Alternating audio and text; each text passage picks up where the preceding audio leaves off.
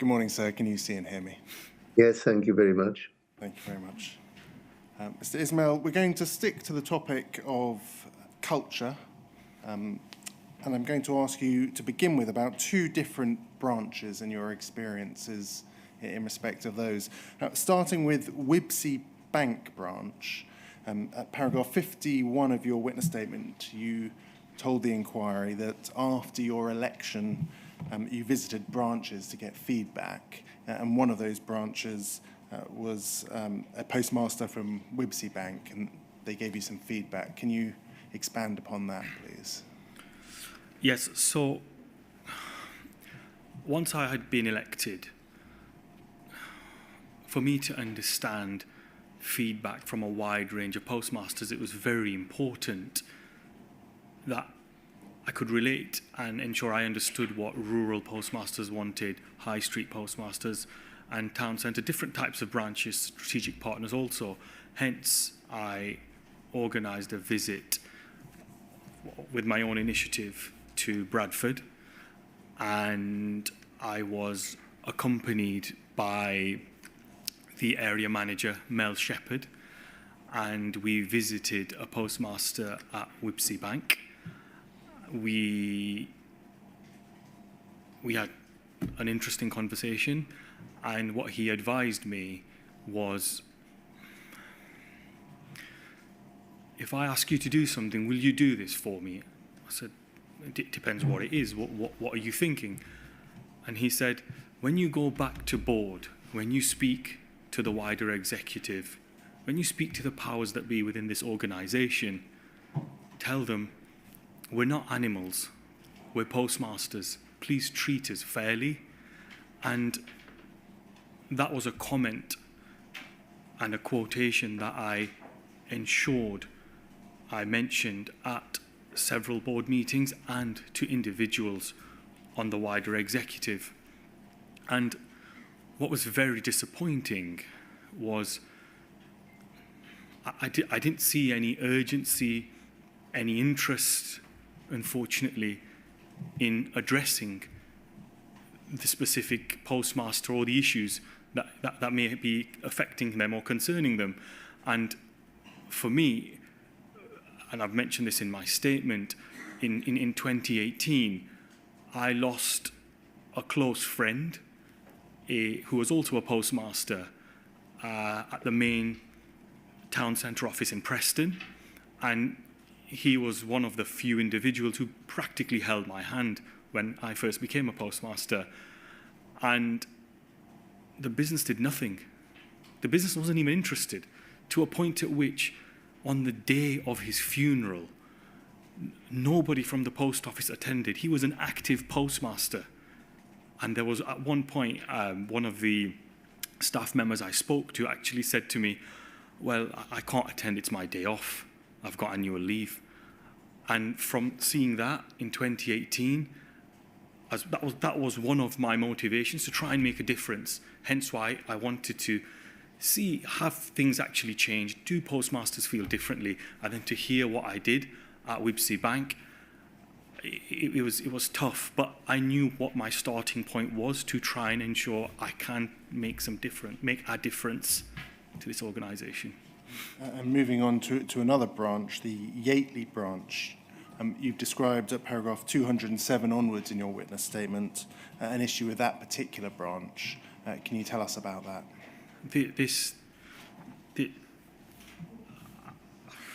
I was in shock. I was stunned to learn about the situation that occurred in this branch, and the voice of the postmaster group, an individual called Brent, who forwarded an email to me that had been raised by this postmistress, and she's again an active postmistress who was working at the Yateley branch with her husband, and he died all of a sudden overnight. And in trying, this business should be helping postmasters. What they put her through, the conversations that I had with her, she was in tears while she was talking to me. And What was the specific problem that she faced when her husband passed away? So her husband was the postmaster, and as a business, we cancelled the contract within 10 days, and we gave her no justification for that.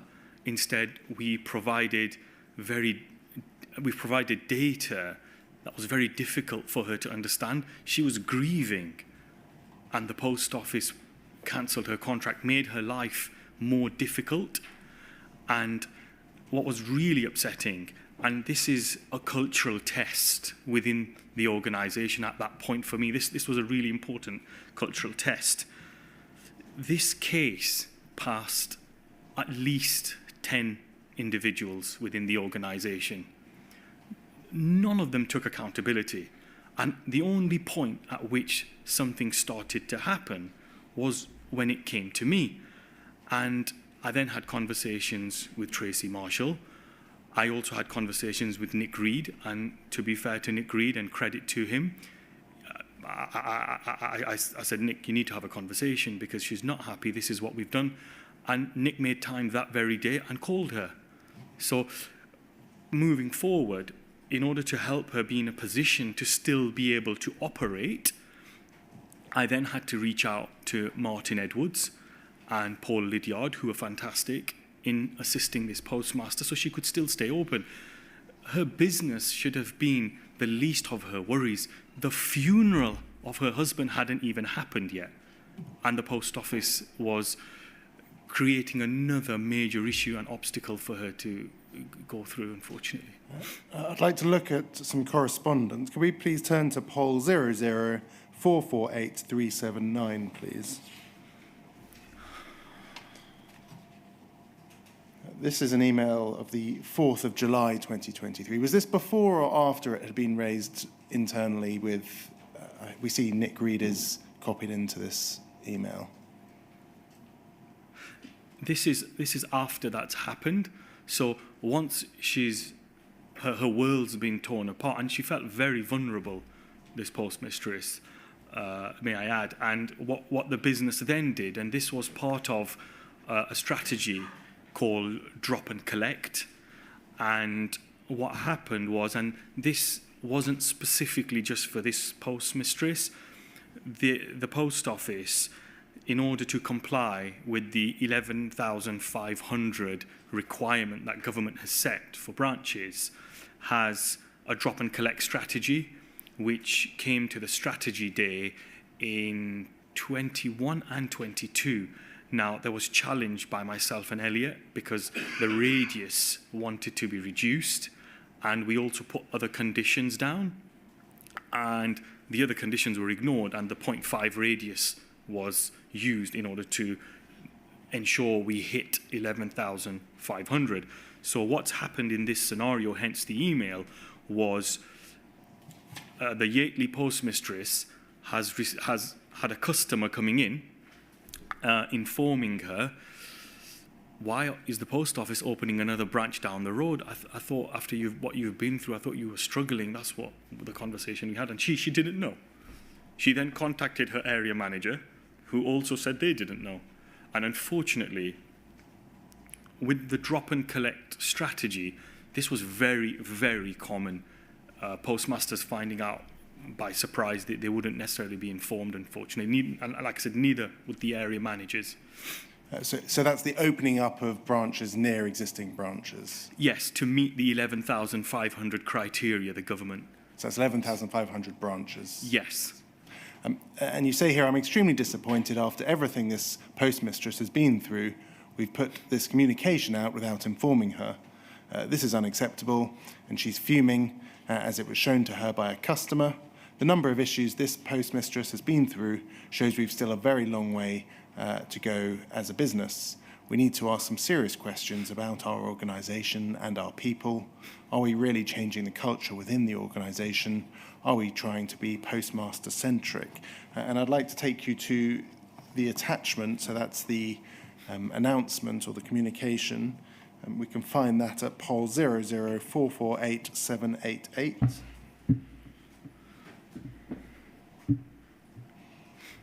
If we could zoom in, thank you very much. I'll just read a couple of passages from it. It says, "Dear customer, we're writing to inform you that for reasons beyond our control, Yateley Post Office had to close on Thursday the 8th of June 2023, and it reopened on Tuesday the 13th of June 2023. The post office is temporarily operating on reduced hours from Monday to Friday." And then in the next paragraph it says, "Additionally, the outreach services at Datchet, Crowthorne and Tudor Drive outreach operated by the postmaster from Yateley Post Office ceased from Wednesday the 21st of June 2023. Please accept my apologies for the late notification on this occasion. We have completed a review of the service provision in Datchet, Crowthorne and Tudor Drive, and currently we're not looking to open a replacement service at this time." Is this the correspondence that was being referred to? No. No, this is a separate communication. This correspondence was once the postmaster had passed away, in order to meet customer expectations, this was the correspondence to inform day-to-day customers about what's been going on.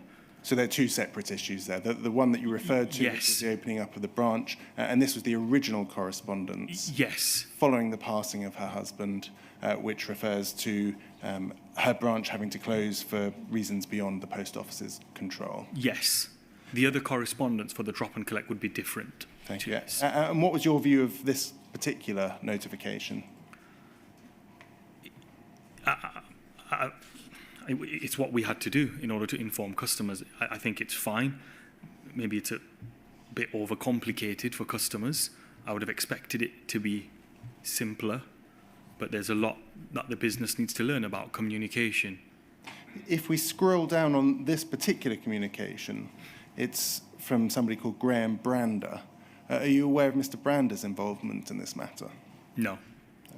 Are you aware that Mr. Brander was a witness in phase 4 of the inquiry and had been involved in the investigations of Joe Hamilton, Julian Wilson and Lynette Hutchings?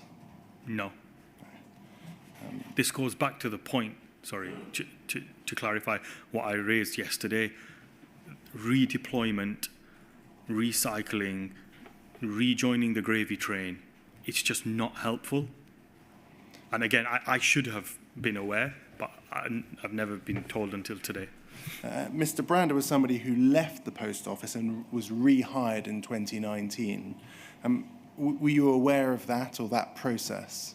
No, there's never been any specific communication to the board of who had left the business, what terms they've left the business on, and why they've been rehired. We've never ever actually been given that from legal, HR, the people team. And seeing that and knowing now what you know, does that in any way affect your views of the Yateley issue? Highly inappropriate. He should not have been involved. And if I had known this at the time, I would have definitely raised that. Thank you. We're going to move on now to the topic. Sorry, just one other point. Yes, absolutely. I'm not sure even the postmistress at this branch is aware, because if they were, I'm sure they would have raised it with me. Yes. I'm going to move on to the topic of prosecutions and investigations. Paragraph 43 of your witness statement, you've said that you received minimal and cursory information regarding ongoing issues that the post office has been dealing with. Can you briefly assist us with that, with your views on that? So, as part of my submission, I've included board decks from the beginning of my tenure as an NED, and some of these decks were 811 pages, and some of the decks included cases like Joe Hamilton, Bates, Lee Castleton, and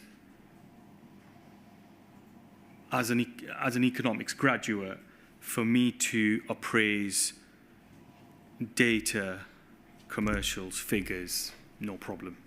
All day long I can do that. But I'm not a lawyer.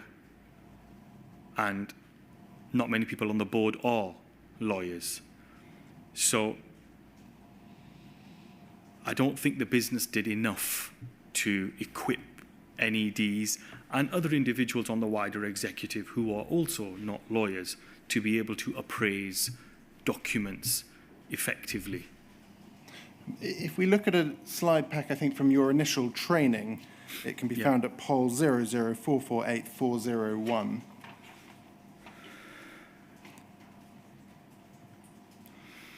This appears to be a page from a UKGI training presentation, is that right? Yes.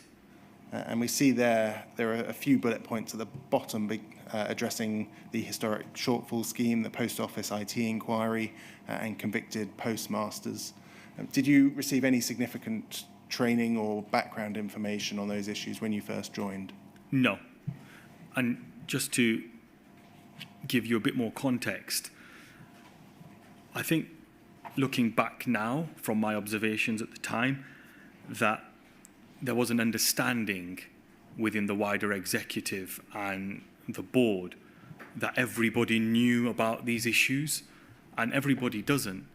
Not many customers were even aware until the ITV drama. So in hindsight, yeah, there should have been better training, but it was a very high level overview of what we were provided. Thank you, that can come down. On investigations policy, I'd like to look at a document that relates to Project Birch. Could we please turn to POL 00423-697, please? This is a KPMG review of the Post Office's current investigations process, and it's dated the 13th of August 2021, so shortly after your appointment as a non-executive director. Do you recall being provided with a copy of this? No, it was in the bundle that you sent me, but I don't remember seeing this. And you don't remember any significant discussion about its contents? No. Could we please turn to page 10? And we can see some of the executive summary. I'll just take you to some of the key points. There's a current state assessment. It says the Post Office's decentralised model provides individual business teams with the independence to develop their own investigations framework. However, there is limited central oversight over these frameworks and the policies and processes that have been adopted by individual business teams. Whilst this model utilises the experience and expertise of staff within the business teams, it means across the Post Office there is no overarching consistency over how investigations are undertaken, the experience and qualifications of the investigators, the application of investigation minimum standards, especially in relation to high-risk cases, and the recording and reporting of investigations data. The final paragraph at the bottom there says, currently, investigations are often undertaken within the Post Office from a contractual perspective, and there is little consideration at the start of an investigation as to whether it could potentially result in criminal, civil, or disciplinary proceedings. Early engagement with the Post Office legal would enable proper consideration of criminal or civil standards or consideration of when to liaise with, I think that's law enforcement agencies. It then says, in addition, there's no overall central monitoring of the investigation process and no visibility over the overall investigations population. As a result, the Post Office have no comprehensive analysis over the number or type of investigations it undertakes, including those that are high risk. And then it sets out some issues with governance and process. The first, investigations are not conducted consistently across the Post Office. If we turn over the page, we see some more points in bold. Lack of overarching governance and oversight over high-risk investigations. No clear, consistent triage process. Lack of consistent monitoring and reporting over all investigations. There is no consistent approach to quality assurance across the business teams. There is limited evidence of lessons learnt and continuous improvement arising from investigations across the Post Office. Over the page, please. Business teams often use area managers and line managers to conduct investigations. There is a lack of training in respect of investigations across the post office. There is no consistent use of an investigations case management tool across the post office. Were you aware, or were these matters brought to your attention when you joined the board or shortly thereafter? No. The investigations into postmasters are treated differently from what I've observed, and the investigations into the wider executive are treated differently. In April 24, when I raised concerns into the investigations into the CEO, the response I got from Amanda Burton was the investigation. I asked for very, very simple parts of information, which was what's the cost of the investigation and what were the instructions. And till today, Amanda's never given that to me, which was really disappointing. And she confirmed in email the approach was more about protecting the CEO, which I was disappointed, because when it comes to a postmaster, as we've seen in the past and as we spoke about yesterday, the approach is very, very different. Postmasters can be suspended either. And when it came to this specific document, as I've said, I would have expected this to be brought to board, and I would have expected some kind of benchmarking in terms of where we were in our approach to try and ensure we did what the report said. But you don't know what you don't know, hence why I couldn't challenge this, because I wasn't aware of it, unfortunately. So having sat on the board when this was produced and subsequently, are you not aware of any significant discussion in that respect, in respect of those bullet points, for example? No. Could we please turn to poll 004483220? This is a report to the board of September 2022, so a year later. And this is entitled Post Office Investigations Next Steps. And this is addressing what's going to happen in respect of prosecutions of individuals and the relationship with Post Office Investigations team. If we scroll down, we can see under the executive summary, it talks about how the Central Investigations Unit will be staffed. And it's the bottom bullet point that I'd like to ask you about. It says, Post Office has no appetite to pursue private prosecutions. However, it is proposed that Post Office investigators conduct investigations into suspected criminality and to report what has been evidenced to law enforcement and prosecutors in all 4 nations of the UK. The rationale being to act as a deterrent and to seek financial restitution through the independent and external criminal justice system. Do you recall receiving this particular paper for the board? Not specifically, no. No. Do you remember discussions about Post Office investigators conducting investigations into suspected criminality and reporting thereafter to law enforcement? No. And this is another example of there's so much that's brought to the board. This should be a key issue, and it shouldn't be for noting, as the paper says at the top. This should have been a discussion. If we scroll up, we see their input source, and it's a noting paper. That's unacceptable. This should have been a discussion. And it's, again, getting lost in the noise because of how much information is brought to board, unfortunately. If we could turn, please, to page 4. We see the recommendation there at 2.4. It says, sorry, if we could just scroll up slightly so we still have that table. Thank you. It says, it is our recommendation that the minimum remit of the investigation function is option 4. And if we look at the table above, option 4 is investigations into post office and post office staff, postmasters and postmasters staff. So it includes postmasters staff.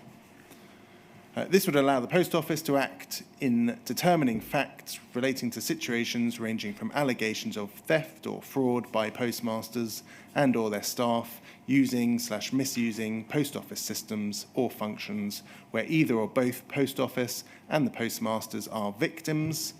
Just pausing there, in respect of the issue of victims and the Post Office and whether it is a victim or not, is that the kind of language that you've seen being used in Post Office documents?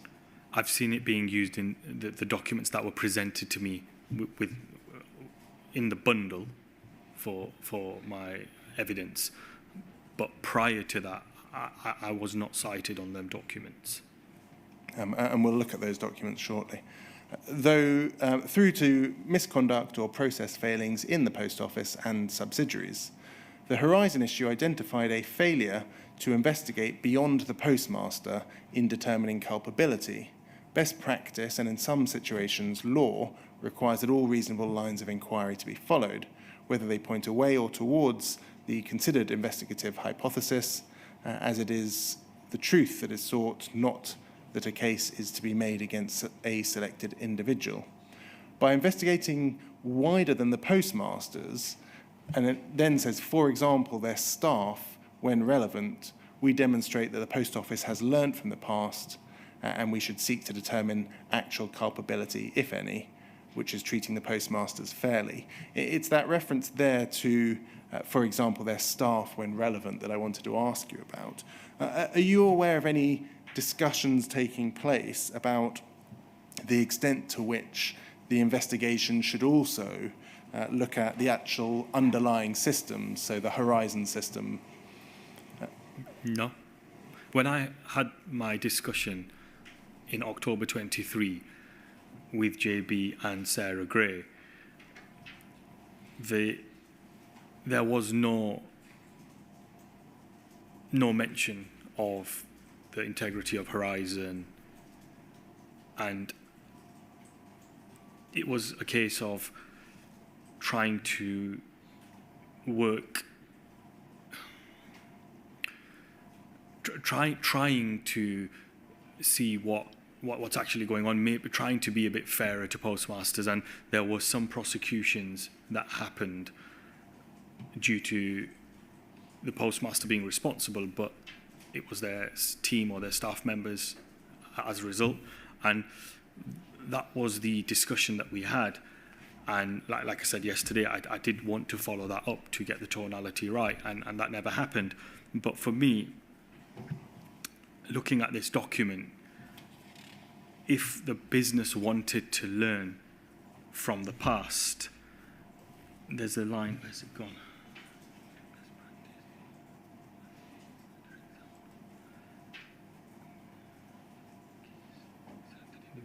So I think the starting point should have been for the entire investigation element to be external.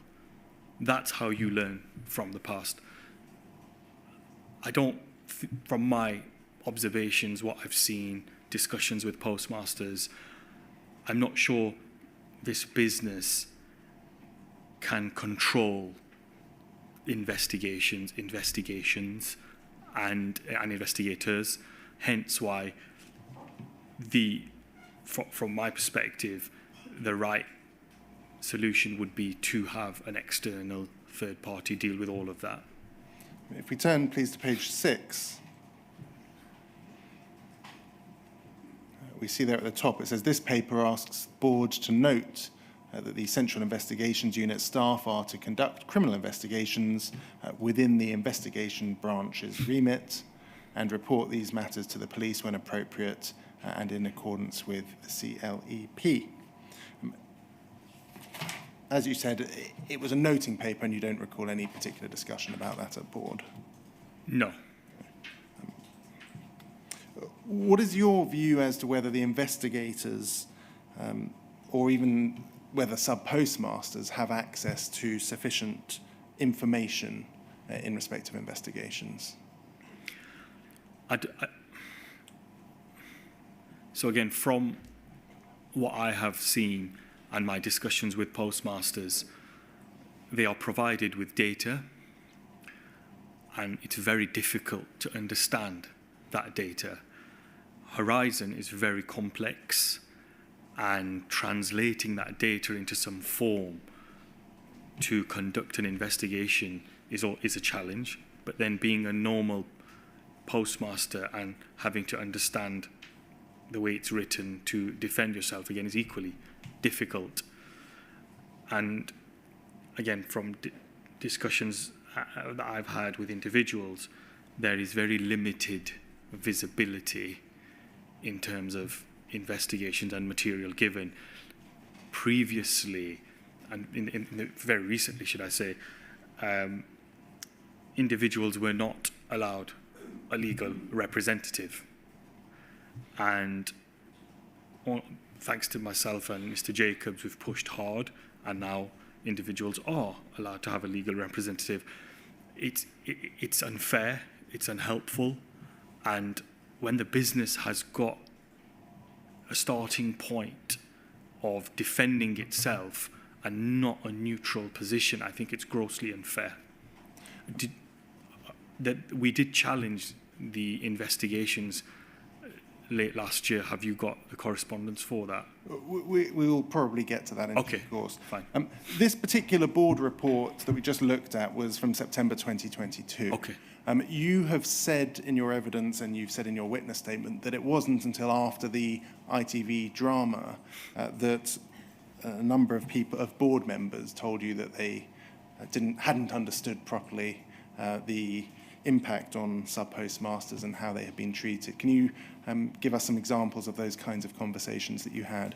So the January board meeting is something I don't think I'll be able to ever forget. It was a cultural awakening for some of the board members. The ITV drama had happened, and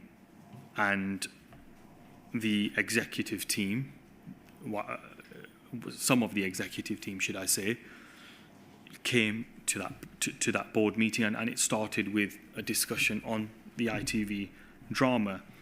And one of the individuals who mentioned how he received threats that his children, people hoped his children would commit suicide. It was very disappointing. The CEO received death threats.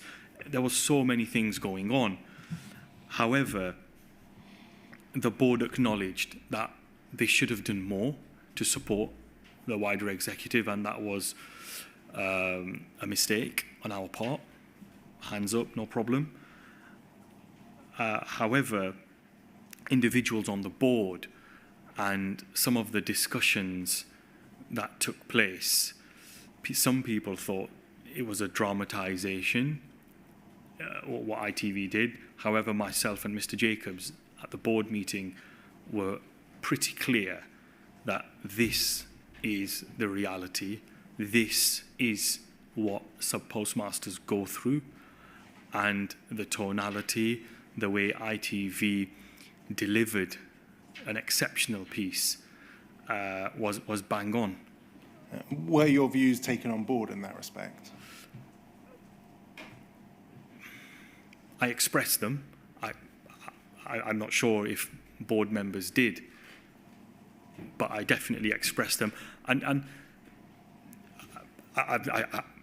nothing's happened for me to be able to say, or some kind of a test in terms of, okay, they definitely took it on board. I'm sure they heard what I had to say and what Mr. Jacobs had to say. Were any contrary views expressed at that meeting? No, not that I can recall, no. Sticking with investigations and criminal investigations, can we please turn to poll 00448-616? We're still in the same period. We're now on the 4th of January at the bottom of this page into the next page. So that's during the time of the Bates drama. I think it may have finished perhaps that day. If we scroll down, please, thank you, at the bottom of this page into the next. It's an email from yourself to Mr. Bartlett. So Mr. Bartlett was the head of the investigations team or the central investigations unit. Yeah, he's an ex-police officer, and he's the individual responsible. And you say, I was hoping to visit your team in Chesterfield. Does that work for you? Can you give us a bit of background? Why is it that you were hoping to visit his team in Chesterfield?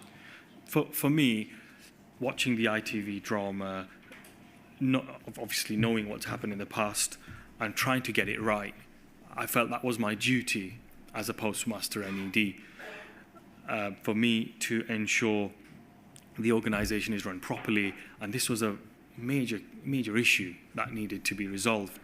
And it was, again, building on the conversation that we had, just to try and help put the business in a better place. If we scroll up, please, we can see he responded to say, unfortunately, my team is dispersed all over the country and is not based at Chesterfield. We do sometimes go to Chesterfield for training days, etc. So I'll let you know when the next session will be. Alternatively, if you're happy to speak to the team on Teams, then we can organise that very easily. It would be good to speak to you in the team, so thank you for offering to do this. And then if we scroll up, that's the 4th of January. The top email, I know it says the 1st of the 6th, but I think that's actually the 6th of January, is that right? Yeah.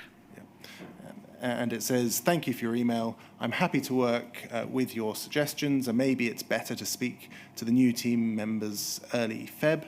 Also, I'm happy to speak to them in person,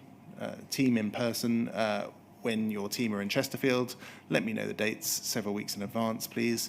And then you say, lastly, did you have a think about our discussions regarding investigations team when we spoke at Wood Street? Can you assist us? What was the discussion at Wood Street?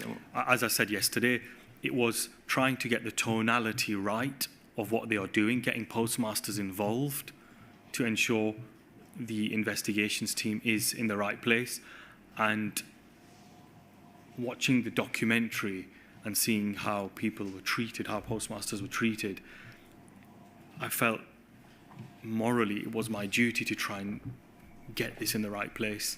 So you had raised it with Mr. Bartlett. That was a drinks reception or something, wasn't it? Yeah, in October 23, with Mr. Bartlett and with Sarah Gray. Yeah. And was there a response to this request? No. Do you know why not? Was there a discussion at all? No. I'm going to turn to some correspondence relating to a criminal investigation. Could we please turn to FUJ 00243203?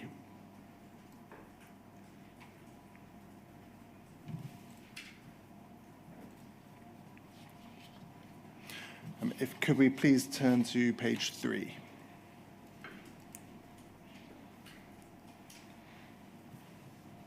This is correspondence between the Post Office and Fujitsu relating to an ongoing police investigation. It's sent. This email is sent by Simon Oldnell. Do you know Mr. Oldnell at all? Yes. He's there as the Horizon IT director. Yes. So he's not part of the investigations team? No. He has emailed Daniel Walton, who is the head of the post office account at Fujitsu, so perhaps his counterpart at Fujitsu. And he says, I understand from John, and that's Mr. Bartlett, that there have been some challenges with supporting an ongoing police investigation that involves a large sum of money. I obviously understand broader context, but wanted to reassure that the post office is supporting the police investigation and offering any and all assistance we can. Can I ask that you help with any conversation that the City of London Police need to have with Fujitsu Services Limited? If we scroll up, we can see a response from Mr. Walton of Fujitsu. He says, as this is a legal matter, Fujitsu Legal are communicating with the City of London Police. I'm not involved in these communications, and in any event, Fujitsu considers it to be inappropriate for Post Office and Fujitsu to be discussing a police investigation. If we scroll, please, onto the first page.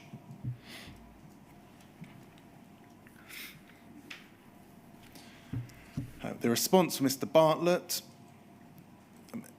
Just before we get to this response, were you aware of this issue at this particular time? No. the response, Mr. Bartlett, is as follows. One of my team has gone back to City of London Police to see how the contact you referenced below was progressing, as we have an open and objective engagement with the City of London Police on this matter. City of London Police has informed us that they have not had any additional information nor contact with Fujitsu after the single exploratory and inconclusive conversation. They left the conversation with the feeling that they were indirectly being told that the Horizon system was unreliable, and so the case could not progress. We really need to explore this, as this is not the nuanced impression Simon Oldnall has given me. As the potential victim in the case, the Post Office would be grateful if you could provide me with contact details for either the equivalent person in Fujitsu in the UK to my role, i.e. in charge of investigations, or perhaps the head of security if you do not have a dedicated investigations team, or the appropriate person in your UK legal team. I will then pass these details on to the City of London Police, who are looking to have a trilateral conversation with Fujitsu, Post Office and City of London Police. Just before we get to the next paragraph, what is your view in respect of what's said there about Post Office being the potential victim in the case and needing to liaise with Fujitsu? I feel it reinforces what I've said, which is the starting point of Post Office Limited when it comes to investigations. Hence why I just don't feel it's appropriate for the business to be doing the investigations. Then and again, I wasn't aware of this until I received it in my bundle. It then continues, it is impossible to overstate how important this is. I need to advise both the police and the Post Office as to the evidentially established reliability or not of data that is being used every day in establishing outcomes with postmasters and potentially to be presented to the criminal justice system by the police and the 3 public prosecuting agencies. The non-provision of relevant witness statements from the Post Office and Fujitsu will rightly be interpreted by the police and prosecutors as the Post Office and Fujitsu not having faith in the reliability of the data, with the obvious outcome resulting. Look forward to hearing from you, and thank you in advance. Would you expect this kind of an issue to come to the board? Yes. It's as I've said yesterday, it's this selective and filtering of information that's given to the board, which is really disappointing. There's then some correspondence between Mr. Patterson, the CEO of Fujitsu Europe, and Mr. Reed, Post Office CEO. Could we please have a look at FUJ 002431199?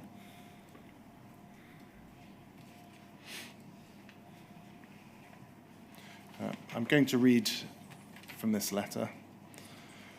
17th of May 2024. So by this time, had the matter reached the board? No. And this is a month later. I'm writing to you directly in order to raise serious concerns that have come to my attention, which indicate that the Post Office continues to pursue enforcement against postmasters, and it expects Fujitsu Services Limited to support such actions. To be clear, Fujitsu will not support the Post Office to act against postmasters. We will not provide support for any enforcement actions taken by the Post Office agent against postmasters, whether civil or criminal, for alleged shortfalls, fraud, or false accounting. And then he addresses 3 topics, in particular criminal investigations.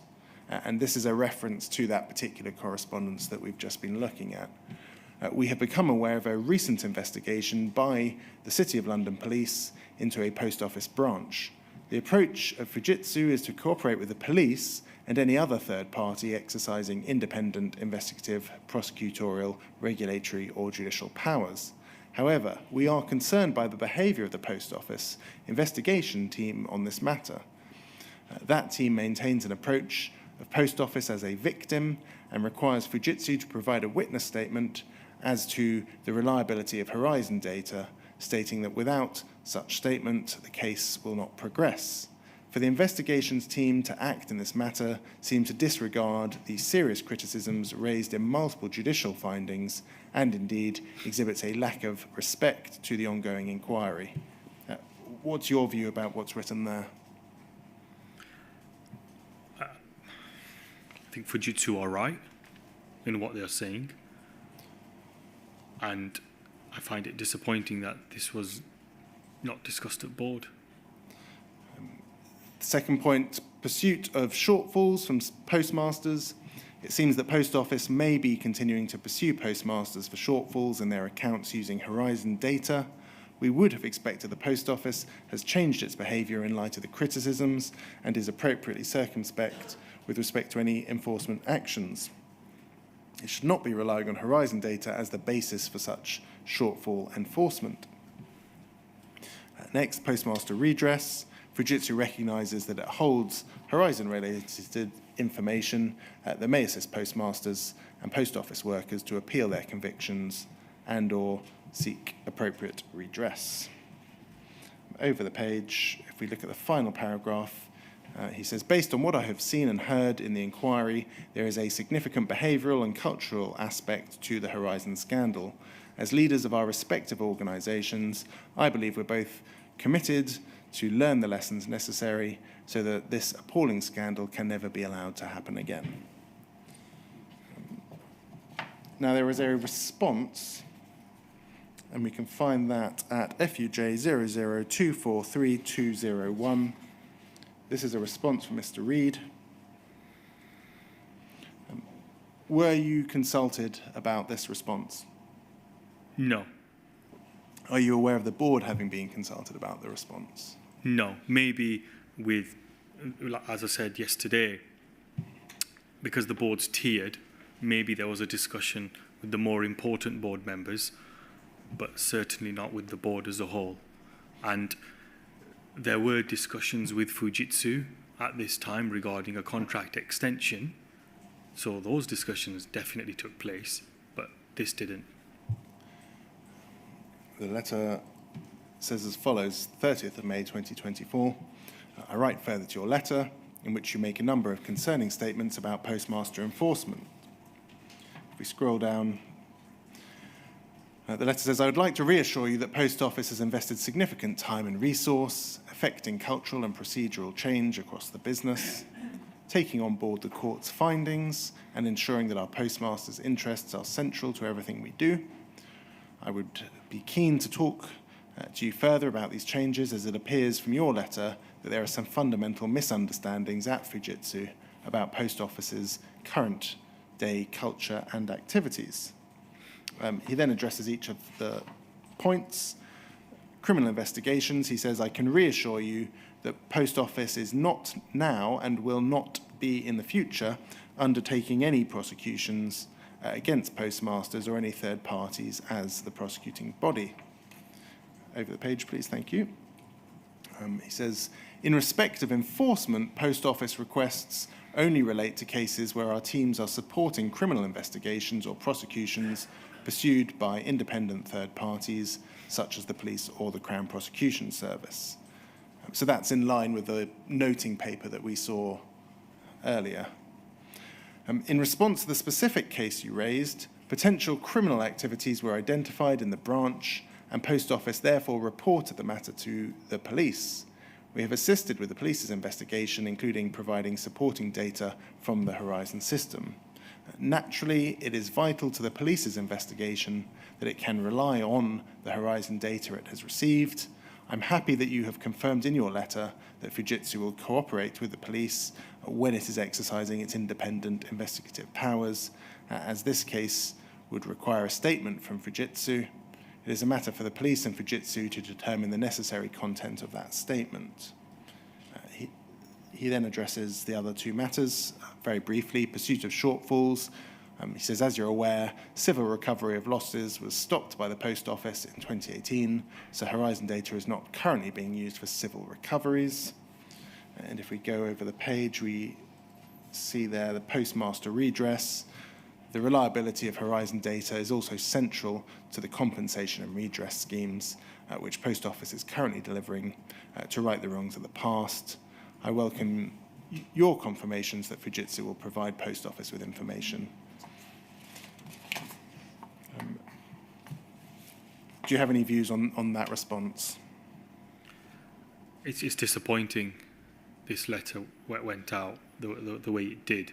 And I think what this letter quite clearly shows is the lack of control and oversight within this organization, where the CEO is implying a certain point, so we're not prosecuting, but yet you've got investigators doing investigating, and they are basically doing what we've already seen previously on some of the other decks. I want to take you to an email that you sent to the chair of the Post Office in June. So that is Pol 00448398.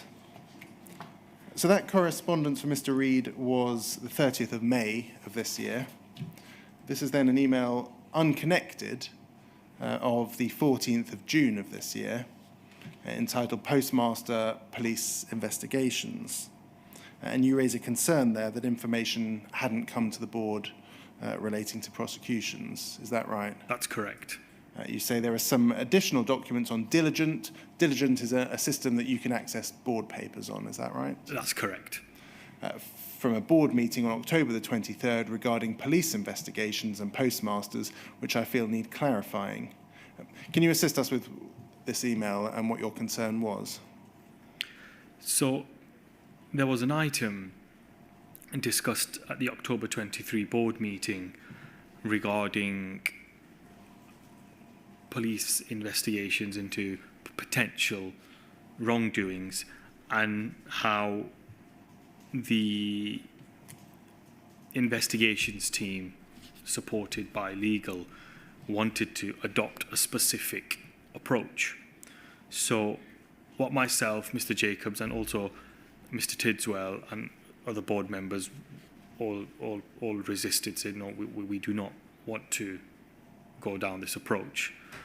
And it was agreed for the investigations team, so in this case JB, to come back with what he was thinking in terms of some examples, so as a board we could then appraise what's going on and check the tonality. Now, my alarm bells were ringing when I saw this item had been closed. So for me, this created misinformation within the wider executive based on a decision that had not happened.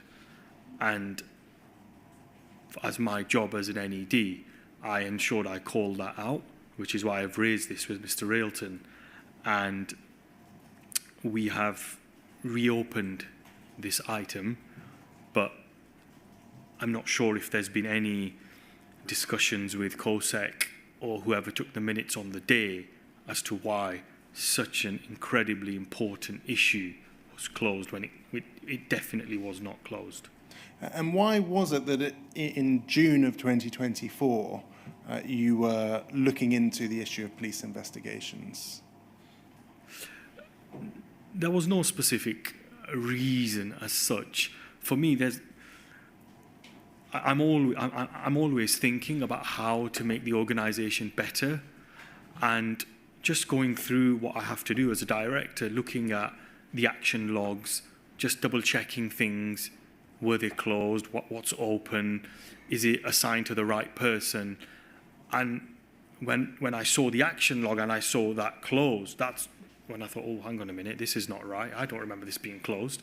I confirmed with Mr. Jacobs, do you remember this being closed? And he said no as well. And yeah, I sent, I'm not sure if you've got the attachment to this. I did also send the minutes to corroborate with what I've said here, and Mr. Railton agreed that this is not what was agreed. And by this stage, the 14th of June of this year, had you been informed about this correspondence between the CEOs of the Post Office and Fujitsu? No. Would it have been relevant to the issues you're raising here? 100% yes. Could we please... Sorry. Just looking at the dates, it's such a coincidence, but yeah. Do you know if Mr. Reid was aware of your concern that was being raised here? Maybe in hindsight, I should have CC'd Mr. Reid in, but I would have expected Mr. Railton to pick that up as chair with Mr. Reid. Thank you. Could we please turn to FUJ 002432204? Before we do that, Mr. Blake, can I just be clear, Mr. Ismail, about what you were saying about Mr. Reid's letter, all right? As I understand it, you are certainly saying that before Mr. Reid sent a letter like that to Mr. Patterson, there should have been some awareness of that or a discussion of that at board level. Yeah? That's correct, sir. I've got that point completely. What I'm not sure about is whether you actually have an issue with any of the contents of Mr. Reid's letter. And if so, could you tell me what they are and why you have those issues? Yes. For me, the issues are the Post Office is just still not seeing what everybody else is seeing. Starting from a victim's, having a starting point as a victim is unacceptable.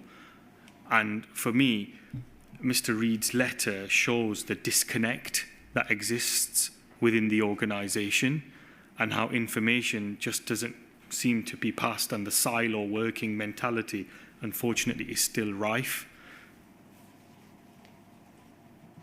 I'm playing devil's advocate now, all right? So nobody should misunderstand me. But if an alleged crime has been committed, like, say, theft or fraud, then there is an alleged victim, all right? And it can only get to the police if the alleged victim makes some kind of report or investigation and then reports it to the police. I think that must be right, must it not? So isn't it inevitable that the victim, or the alleged victim, let's choose our words very carefully, must have a role to play at the very start of an investigation? Otherwise, it never gets to the police. That's correct, sir. But as the Fujitsu letter stated, the Fujitsu were happy to provide information based on an independent third party verifying. Now, once that happens, then yes, I'm in agreement with you. But to start from a position that echoes the past, I find disappointing. All right. So am I right in thinking that your point is that before Post Office reports an alleged crime of, say, theft or fraud to the police, it should instigate an independent investigation by someone other than the police before referring it? Is Yes. that what you're saying? Yes, sir. Fine. All right. I understand. Thank you. There's now further correspondence on the 8th of July from Fujitsu. That's FUJ 002432204. It's another response from Mr. Patterson. I'll read to you a few passages from that. He says, I'm glad we both share a commitment to learn lessons from the Post Office Horizon scandal and to ensure that the appalling treatment of postmasters and the miscarriages of justice that occurred could never happen again. That's my reason for writing to you. He says in the next paragraph, in simple terms, the Post Office is requesting that Fujitsu give expert opinion evidence to be used in criminal proceedings against postmasters and post office workers. In your letter, you rightly note that the content of any witness statements is a matter between the police and Fujitsu.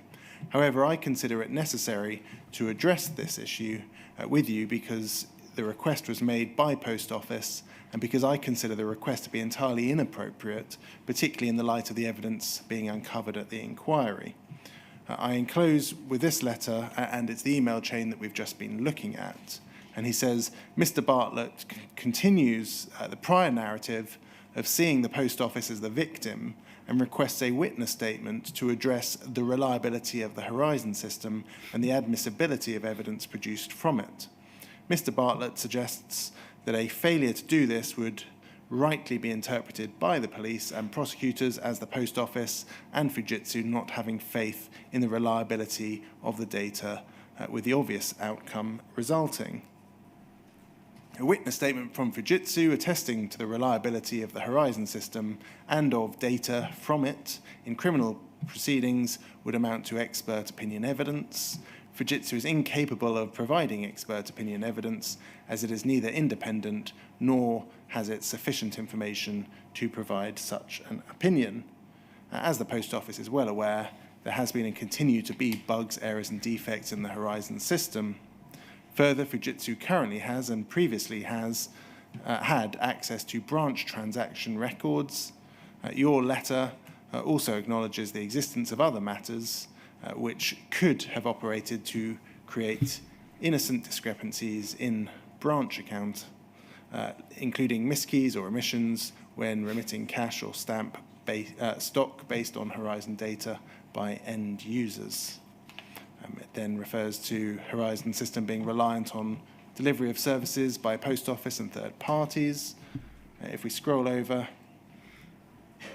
he says, based on the evidence which has been seen and heard in the Post Office Horizon IT inquiry, Fujitsu considers that all of the matters mentioned above would need to be investigated carefully by the Post Office and the police, with the assistance of an independent technical IT expert and possibly also a forensic accounting expert to ascertain proper explanations for branch account discrepancies. Just pausing there, we've seen in previous phases of this inquiry discussion about obtaining a statement from an expert who can attest to the reliability of the Horizon system. Are you aware of any discussions at board level about that topic? No. Fujitsu considers that only after such an investigation has been undertaken could a meaningful expert witness statement be made in subsequent criminal proceedings which addresses the reliability of the Horizon system and the relevant data produced. For the reasons I've mentioned above, Fujitsu cannot provide such a statement. And then he addresses the topic of shortfalls. I'll ask the same question I've asked a number of times. Were you made aware of this communication? No. We then have Mr. Owen Woodley, acting CEO, responding on the 23rd of July. Could we please turn to FUJ 00243209? I know I've done a lot of reading. I'll just read a few passages from this letter. He says, I wrote further to your letter of 8th of July addressed to Nick Reed, and thank you for coming to our offices to meet with me. The expert evidence point is addressed at the bottom of this page. He says, your letter said that Post Office was requesting that Fujitsu give expert opinion evidence to be used in criminal proceedings against postmasters and Post Office workers. That was not the case. As you rightly say, Fujitsu is not able to provide expert opinion evidence, and it is not sufficiently independent for any statements that it may provide to be deemed expert evidence by the police or the Crown Prosecution Service. Post Office is aware of that and has not / would not request that Fujitsu provides expert opinion evidence. He then says about halfway down that first paragraph, the police have raised questions regarding the data and the Horizon system and the AC and I team. That's what was the Central Investigations Unit, I think. Is that right? Yes. Referred the police to Fujitsu as the Post Office's provider of the system to obtain answers to those questions. The feedback they received in April 2024 was that the police had only been able to have one conversation with Fujitsu at the time, and the investigation officer's impression from that conversation was that they were indirectly being told by Fujitsu that the Horizon system was unreliable. As a result, the police told the ACNI team that the investigation could not progress. He then addresses, he says, in light of the feedback from the police, and he discusses the discussion about the letters. If we go over the page, one more paragraph that I'll read. He says, we discussed that Post Office had used the word victim, so he addresses this victim issue in correspondence with Fujitsu. We both acknowledged that while this may be legally and factually accurate description, it does not reflect the change in Post Office's attitude towards postmasters. Does that reflect your own opinion? Yes. Yes. Did you have a discussion with Mr. Woodley about that point? No. The first time I saw this letter was last week when I received my bundle. Naturally, there will be instances where Post Office has to use the proper legal term to describe matters, for example, in correspondence with or evidence provided to the police or the CPS. However, alternative language will be used when discussing these matters with Fujitsu, other third parties, and in internal Post Office correspondence. Are you aware of any kind of cultural change taking place at the Post Office in the matter that's described here, in terms of the language used within the business? Are you aware of any policies, for example, that people shouldn't be referred to, the Post Office shouldn't be referred to as a victim, save for those circumstances identified here? No. I'm very clear that our communications must reflect the cultural change in the organisation. He then addresses the postmaster shortfalls point. The very final letter on this is the response from Fujitsu of the 26th of July. And I'd just like to take you to that. That is FUJ 00243211. This is a letter sent to Mr. Woodley. Is this also a letter that you hadn't seen before receiving it from the inquiry? Yes, I've not seen this before. He says, it's unfortunate that Nick was not able to attend the meeting as discussed. The original purpose of writing to Nick was to escalate CEO to CEO the concerns relating to certain behaviours within the Post Office. It seems clear that the Post Office continues to have significant cultural issues, sees itself as a victim with the enforcement and prosecution of postmasters considered as a business as usual activity of a commercial retail company. As I stated in my correspondence to Nick and during our discussions, Fujitsu finds the language and the suggested behaviour unacceptable from Post Office investigators.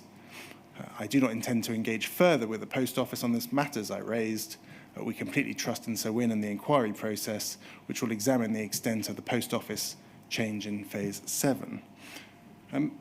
Aren't we back again to the school playground a little bit here, with Fujitsu refusing to engage further with the Post Office, and as seen in this exchange of letters? Yes, it does feel like that, yes. I mean, how would you describe the relationship between the Post Office and Fujitsu insofar as you're aware? From the updates that we received as NEDs at board level, the relationship wasn't the best, and I can understand that. And we both need to work together for the short term, at least. And until we have our new branch IT system ready, there's no way of exiting the relationship with Fujitsu. So it was a case of get on with it and make it work for the postmasters up and down the country. And the impression that's given by this correspondence is a real breakdown in the relationship between the two of you. Would you agree with that? Yeah, I can see why it does look like that, yes. Would you expect a letter of this sort, or the correspondence that we've just been seeing, to have been addressed at board level in light of the relationship between the two companies? Yes, as Fujitsu is one of our biggest partners, I would have expected that, yes. And has that seeming breakdown in the relationship been addressed at board level to the best of your knowledge? No, because it's not been raised. I'd like to ask you a few more issues on cultural issues before we take our morning break. We're only taking one morning break today, but it'll be 15 minutes long. Equality and diversity issues you've raised in your statement. That document can come down, thank you. You say at paragraph 25 that you've only been invited to one equality, diversity and inclusion meeting on the 3rd of March 2022, despite being the EDI lead on the board. Can you give us a little bit more detail on that, please? As I said in my statement, I was appointed by Angela Williams as the lead when she was the Chief People Officer, and I was only invited once. I'm not sure why. And some of the conversations I've had, so last month, for example, I had a conversation with an individual of an ethnic minority, and just a polite, hi, who are you kind of conversation, introductory conversation. And when I introduced myself, he said to me, oh, I didn't know that you were on the board. This organisation has a certain point where individuals with diversity can get to, and then beyond that, there is nobody, unfortunately. I'd like to take you to some email correspondence from last summer. Could we please turn to poll 00448-378?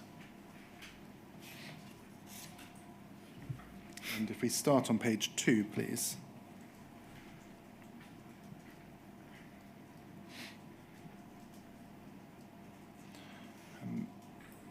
You have written there to Jane Davies. So what was Jane Davies's position? She was the Chief Retail Officer. No, she was the Chief People Officer, sorry. Thank you. Subject, racism and employment practices.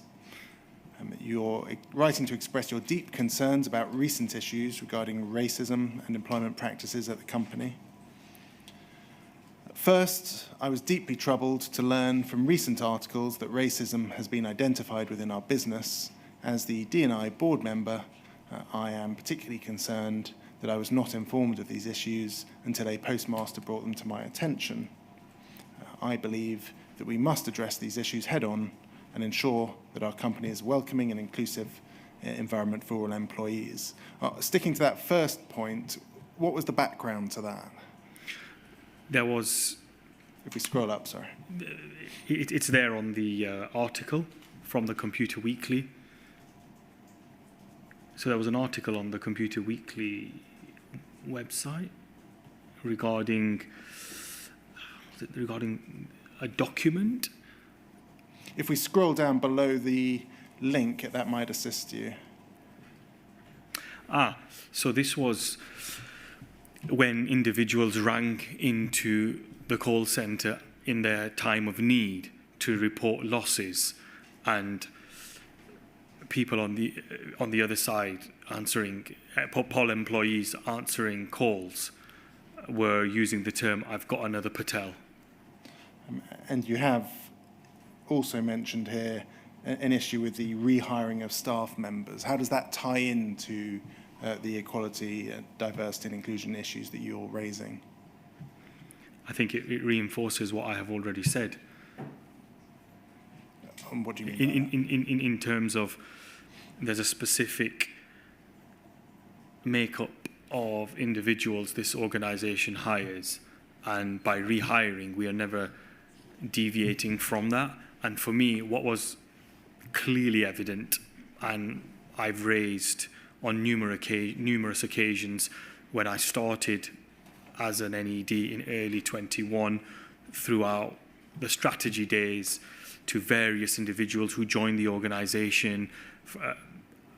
The post office has to relate as an organisation to the demographic of its postmasters. There's got to be some kind of connection, so the hierarchy, the middle management, the board, everybody understands what postmasters are going through. And an example of this was, and it's in my witness statement, in April 24, when there was 3 events organised during the month of Ramadan. And I received an email. Firstly, I wasn't invited, neither was Mr. Jacobs, to postmaster listening events. And we were both shocked because we had postmasters saying to us, what's the point of you two being on the board? We don't hear from you. We don't know what you're doing.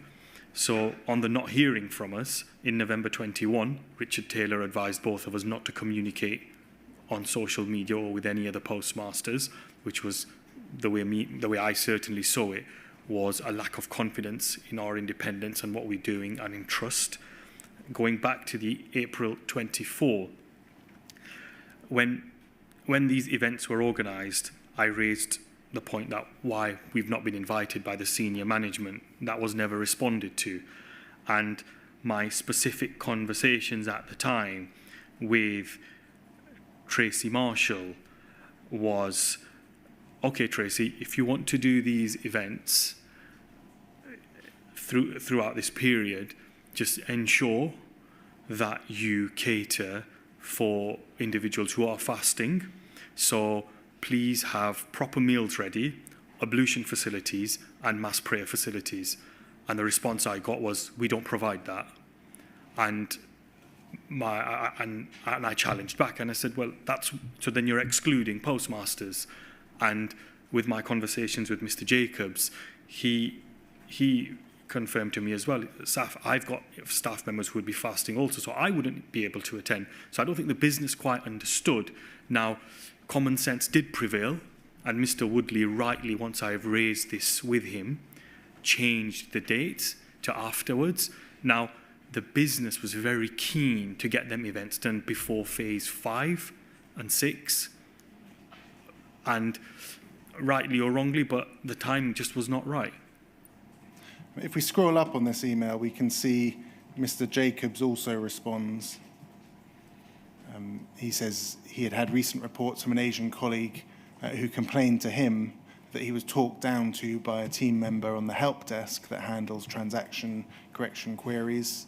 When he challenged and claimed it was inaccurate and asked to organise a visit to visit the cash centre to see the evidence, he claims he was repeatedly obstructed and told to accept the transaction correction. He would add, having visited the cash centre and watched the CCTV, he was 100% correct, despite the claim by the post office that the matter had been reviewed by a supervisor. If we scroll up, we can see a response from Mr. Tidswell, who says he thinks there are a number of strands here. First, there is highly disturbing evidence from the inquiry about historical racism, and that was the identification codes issue. Do you recall that? Yes. Then there is a question about hiring practices to ensure that the post office is alert to rehiring people who have a history at the post office, and that's a matter we've already discussed today. There is the important need to ensure we have a business today in which racism is not tolerated at any level. And he says the report from Elliot about incidents is very concerning. Ms. Davies, on the first page, at the top of the first page, also says that we've all been disturbed by this feedback. It needs to be appropriately investigated and dealt with. We're taking steps. We should all get on a call so we can update and agree appropriate steps. Do you think that sufficient steps have been taken in this regard? No.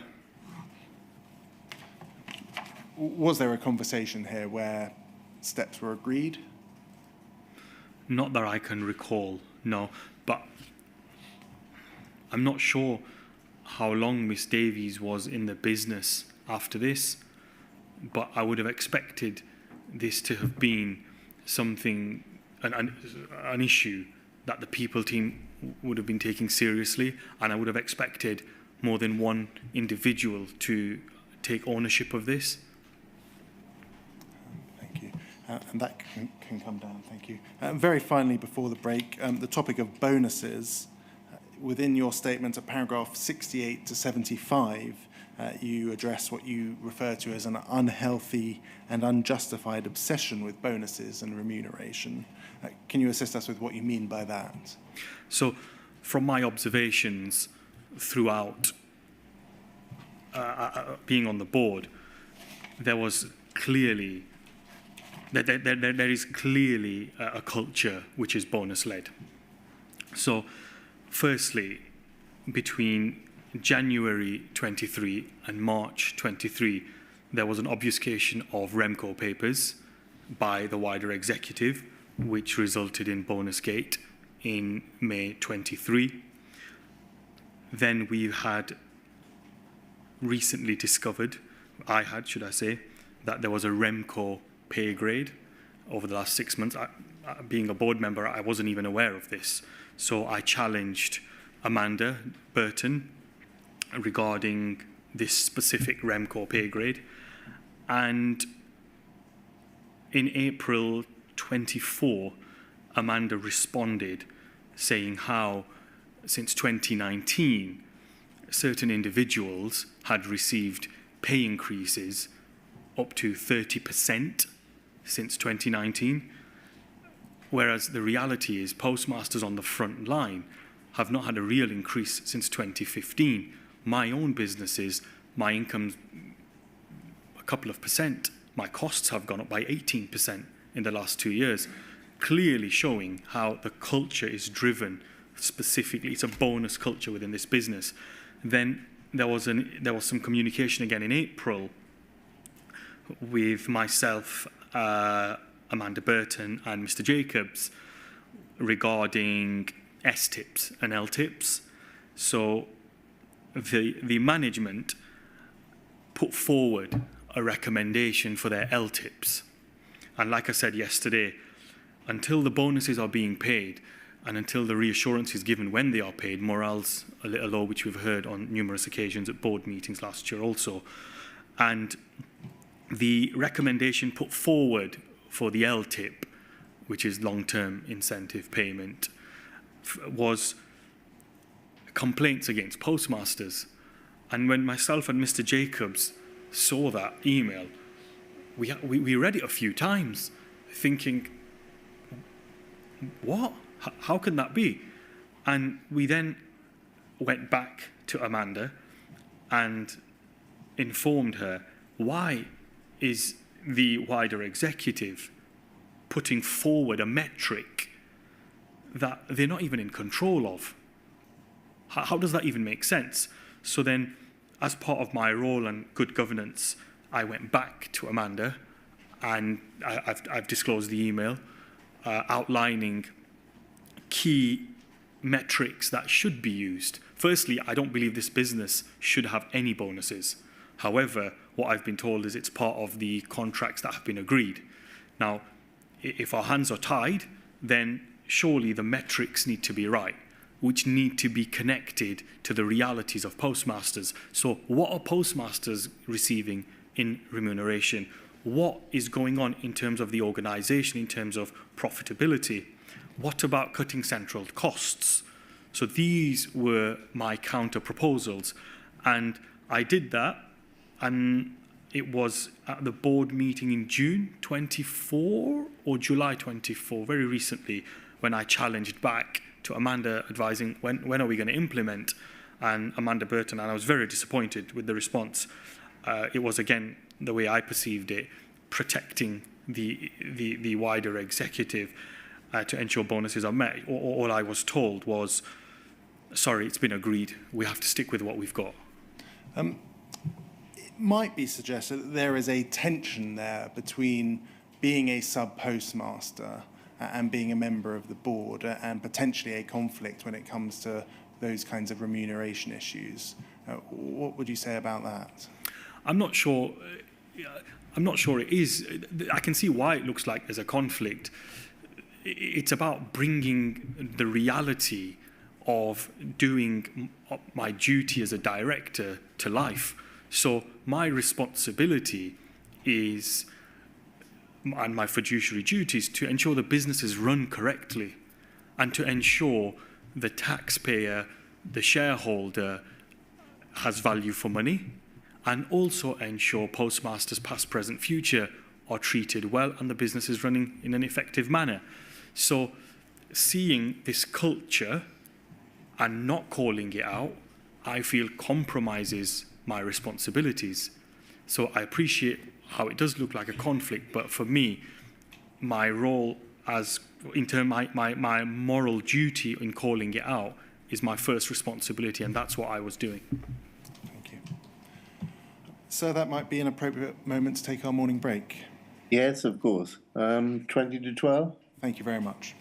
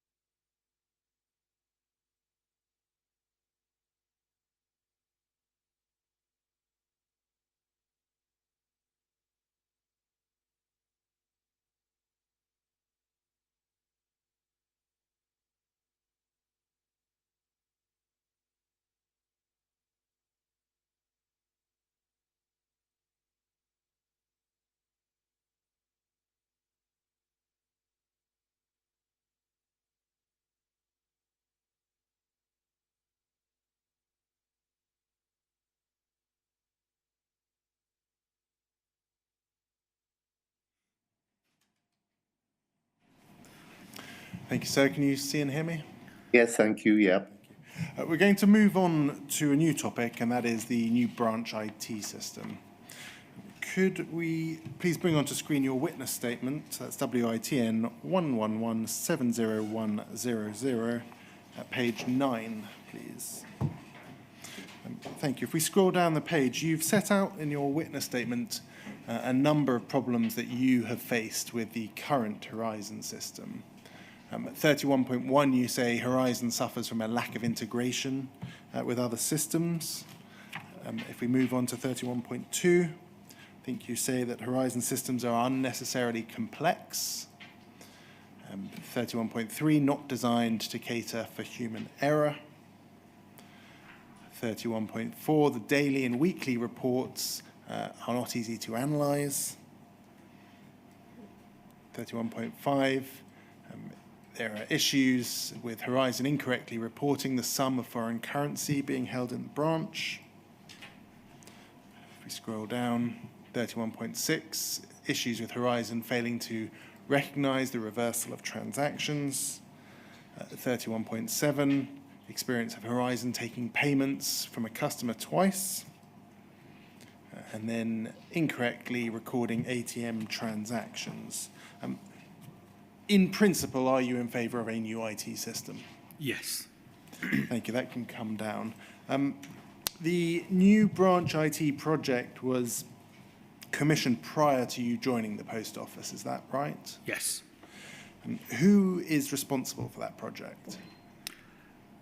So when I initially joined the business, Jeff Smith was responsible, and at some point, I think Zdravko Miladonov, and then more recently, Chris Brocklesby.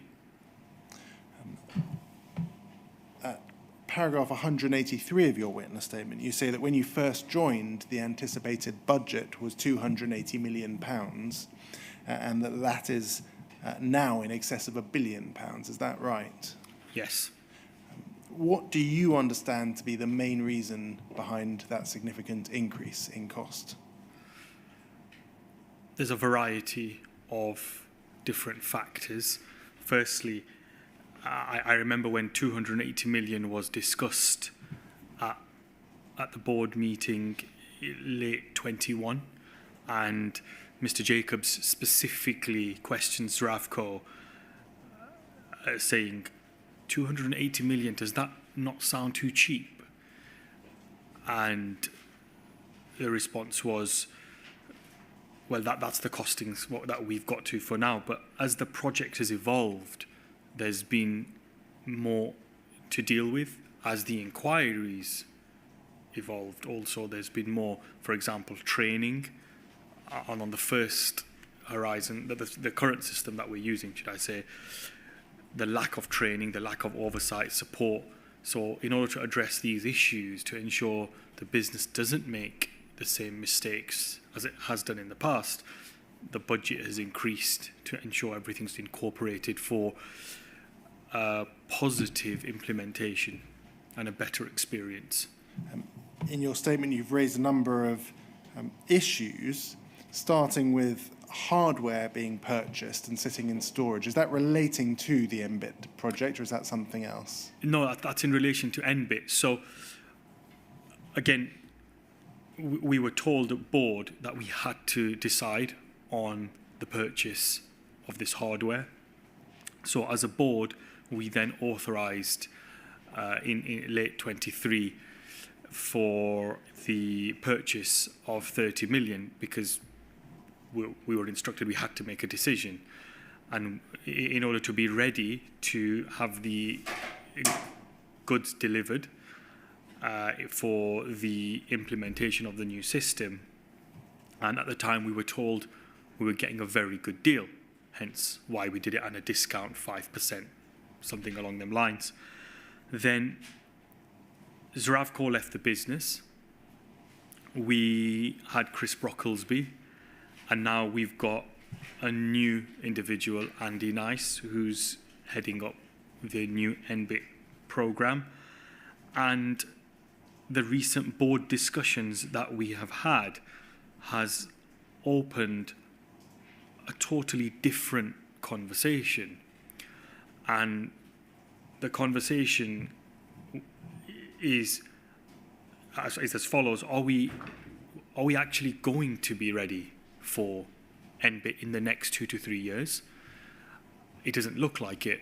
Hence the Fujitsu extension that we're looking for, which I challenged in June 24, instead of going for a 5-year extension to give the shareholder and postmasters some reassurance that we want to get on with this new IT system, go with a 2 years plus one, so we have a break. Now, further investigating that's happened and part of the strategic review that's been taking place, it's clear that we are not ready. We will not be ready for NBIT within the next maybe 2-3 years. Hence why buying this equipment was probably the wrong decision when we did that. And this has been spoken about at board over the last few months. And again, I've not seen any accountability taken for that decision yet. And who do you hold responsible for that decision?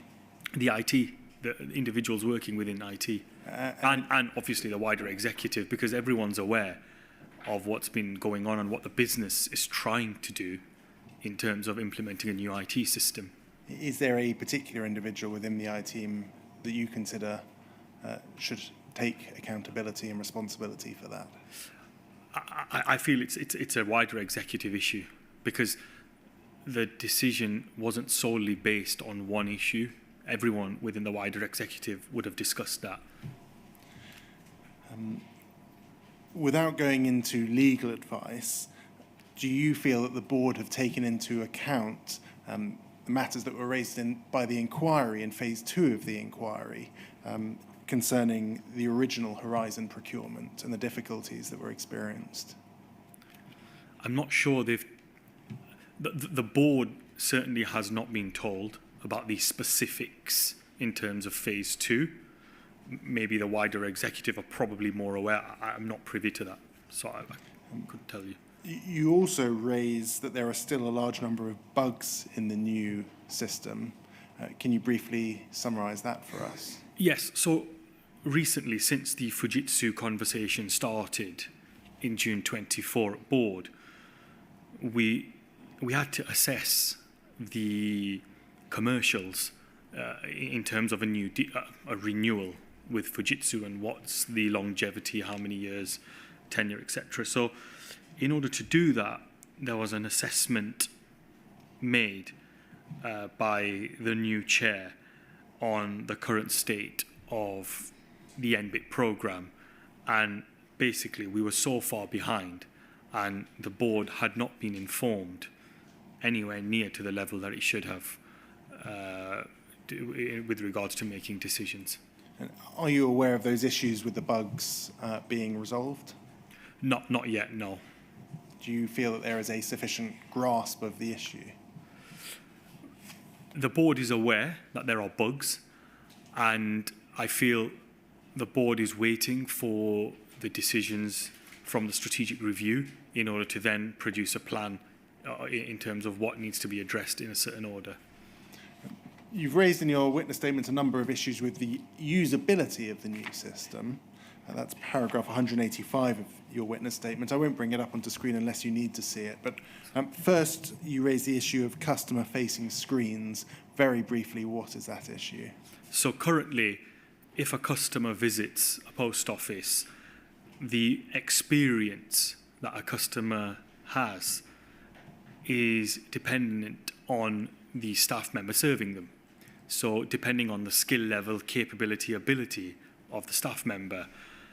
And it's clear, so the better trained, the better informed staff member gives the customer a better experience. However, having a customer-facing screen helps the postmaster enormously, because firstly, it helps reduce on a training level. Secondly, from a governance and compliancy level, we hit high marks. And thirdly, the overall journey in terms of the customer choice is better, because the customer can actually see what the clerk, the counter clerk is actually doing. And the experience is already so complex. So for me, I felt it's a necessity, and again, so did Mr. Jacobs, and we were continually told there's no money for it. Whereas we said it's a necessity, and maybe 2 or 3 occasions we were told, no, sorry, we can't do this. The second issue you raise is to do with dual terminal logins. Very briefly, can you explain that issue? Yes, so currently on Horizon, so a postmaster from Burnley who raised this with me, he's just one of a number on the existing Horizon, how it's very difficult if you're serving, you can't afford to have an extra member of staff. So if you've got account customers, you want to do them on one terminal because you're the manager of the branch, and then next to you, you've got another terminal so you can keep serving your customers. So the customer experience is still okay and you can still run your business. And unfortunately, on the current system, the post office, with their rule by exception, doesn't allow postmasters to do that, although they did for a very short period of time. So this is, again, another one of my concerns that I've raised for the new NBIT system. This should allow postmasters to operate effectively. A third issue you raise is an issue with a retail sales facility. Yes, so there's a lack of integration currently, and many postmasters need Horizon to provide a form of taking retail sales. And again, the business seems very reluctant to do that. And the business is very happy and very comfortable saying, oh, we've got costs to pay for card machines if card payments are taken on our terminals. However, when postmasters have costs and postmasters' Wi-Fi is being used, the post office unfortunately doesn't consider that, which is disappointing, hence me raising that point. And the fourth issue, a particular issue regarding stamp stock balancing. Is that to do with the issue we spoke about yesterday, or is that a different issue? No, this helps alleviate issues like that. So again, as I have said on numerous occasions, myself and Mr. Jacobs have been ignored on so many different issues, and this is another classic. Regarding the design of NBIT, for us as postmasters, for the wider network, we want to produce something that's 2030 ready. We want to reduce the risk for postmasters, but also the risk for post office. And as part of good governance, we felt that the post office should start to consider, like they do with the self-serving kiosks, printing postage stamps. That reduces overnight the liability, approximately £200 million liability that we have in physical stamp stock. And in simple terms, a customer would come to the counter, they post a letter, parcel, whatever they want, and the post office clerk on the other side would print a stamp, whether that's a first, second, it's irrelevant. They would just print a stamp, either stick it on for a customer. If it's for a letter for tomorrow, give the sticker to the customer, they can stick it on. We currently do that, and unfortunately there's been no appetite to do that. And it was late last year when the conversation started with Chris Brocklesby, again, saying, why have we not been informed? You're making decisions about auto stock rem based on trying to correct stamp issues, which is fine to make postmasters' life easier. But why are we not thinking about this when we're redesigning a new system? It reduces the time a postmaster has to balance every week. So overall controls, risk, everything comes back in line. If I could take you to some board minutes, it's poll 004487889. This is a meeting of the 9th of March of 2023.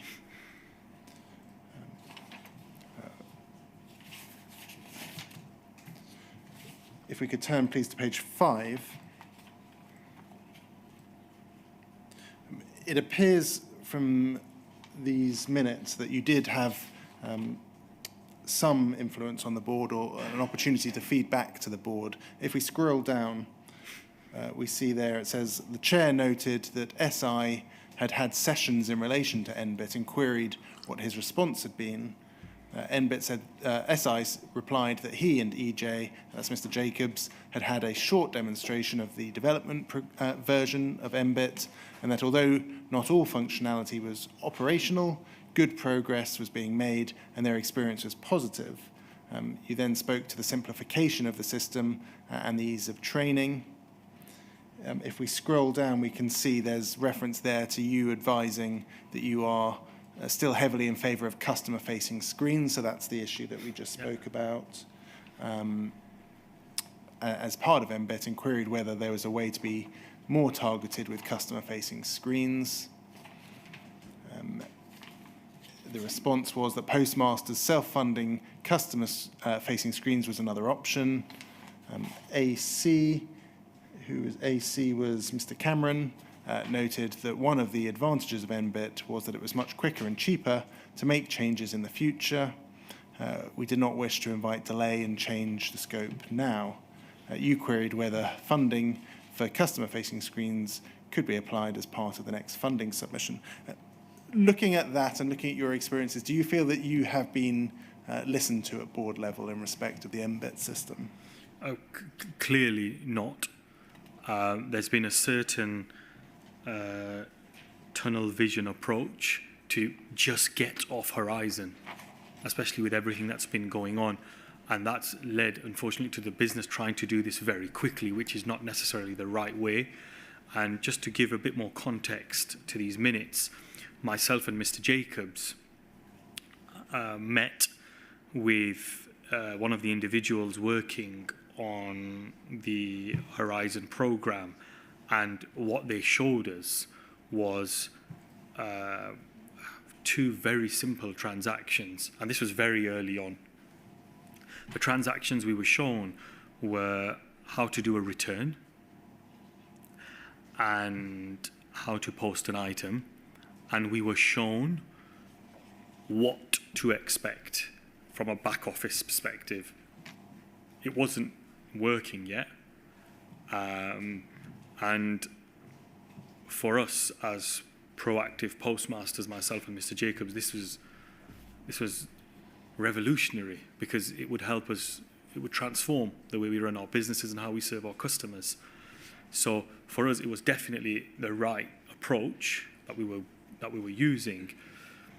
However, it was a very, very simple model, and I'm not sure people appreciate how clunky and how big Horizon currently is, and how even a simple screen is such a big upgrade. So for us to see new technology was massive, and one of the big plus points for us was the printers, which compared to what we've got now, the thermal printers, saving so much time, so much money for the shareholder. Thank you. I'd like to move on now to a number of reports to the board, recent reports to the board, and I'm going to start with something that is called the Teno report. Could we please turn to poll 00448-624? This is a board pack for a meeting on the 4th of June of this year. Was that a meeting that you attended? Yes. Could we please turn to page 109?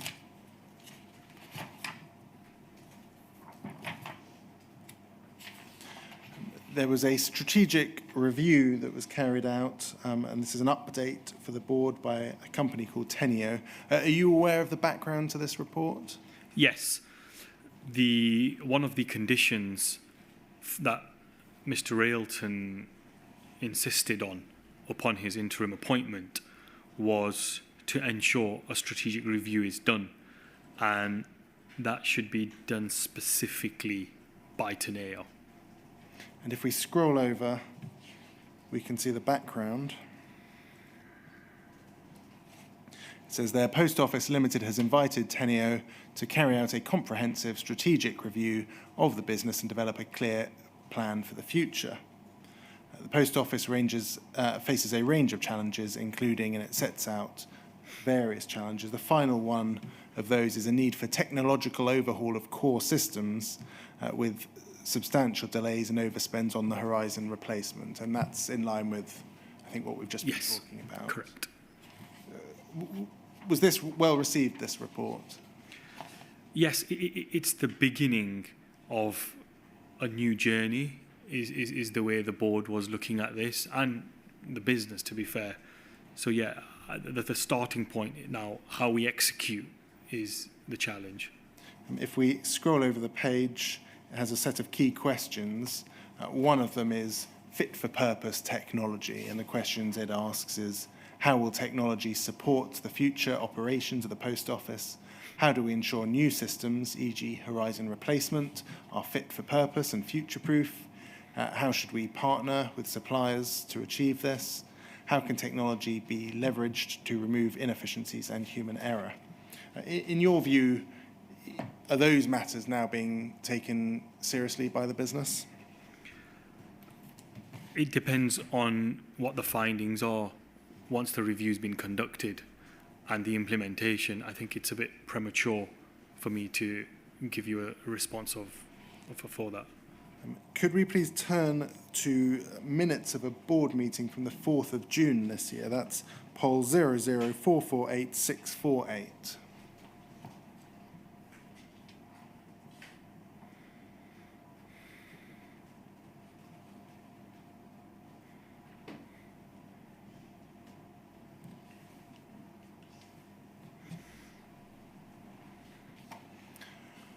We can see there at the Mr. Railton is now interim chair by this stage, although if we scroll down we can see that given his recent appointment, it says that Mr. Tidswell would act as chair at that particular meeting.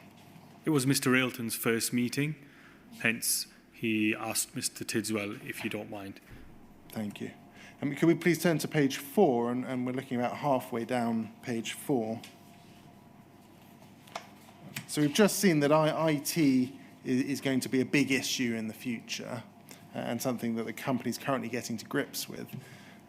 We see there SJ was discussing the position on the reporting of procurement risk exceptions between ARC and the board, with LC as there seemed to be some inconsistency.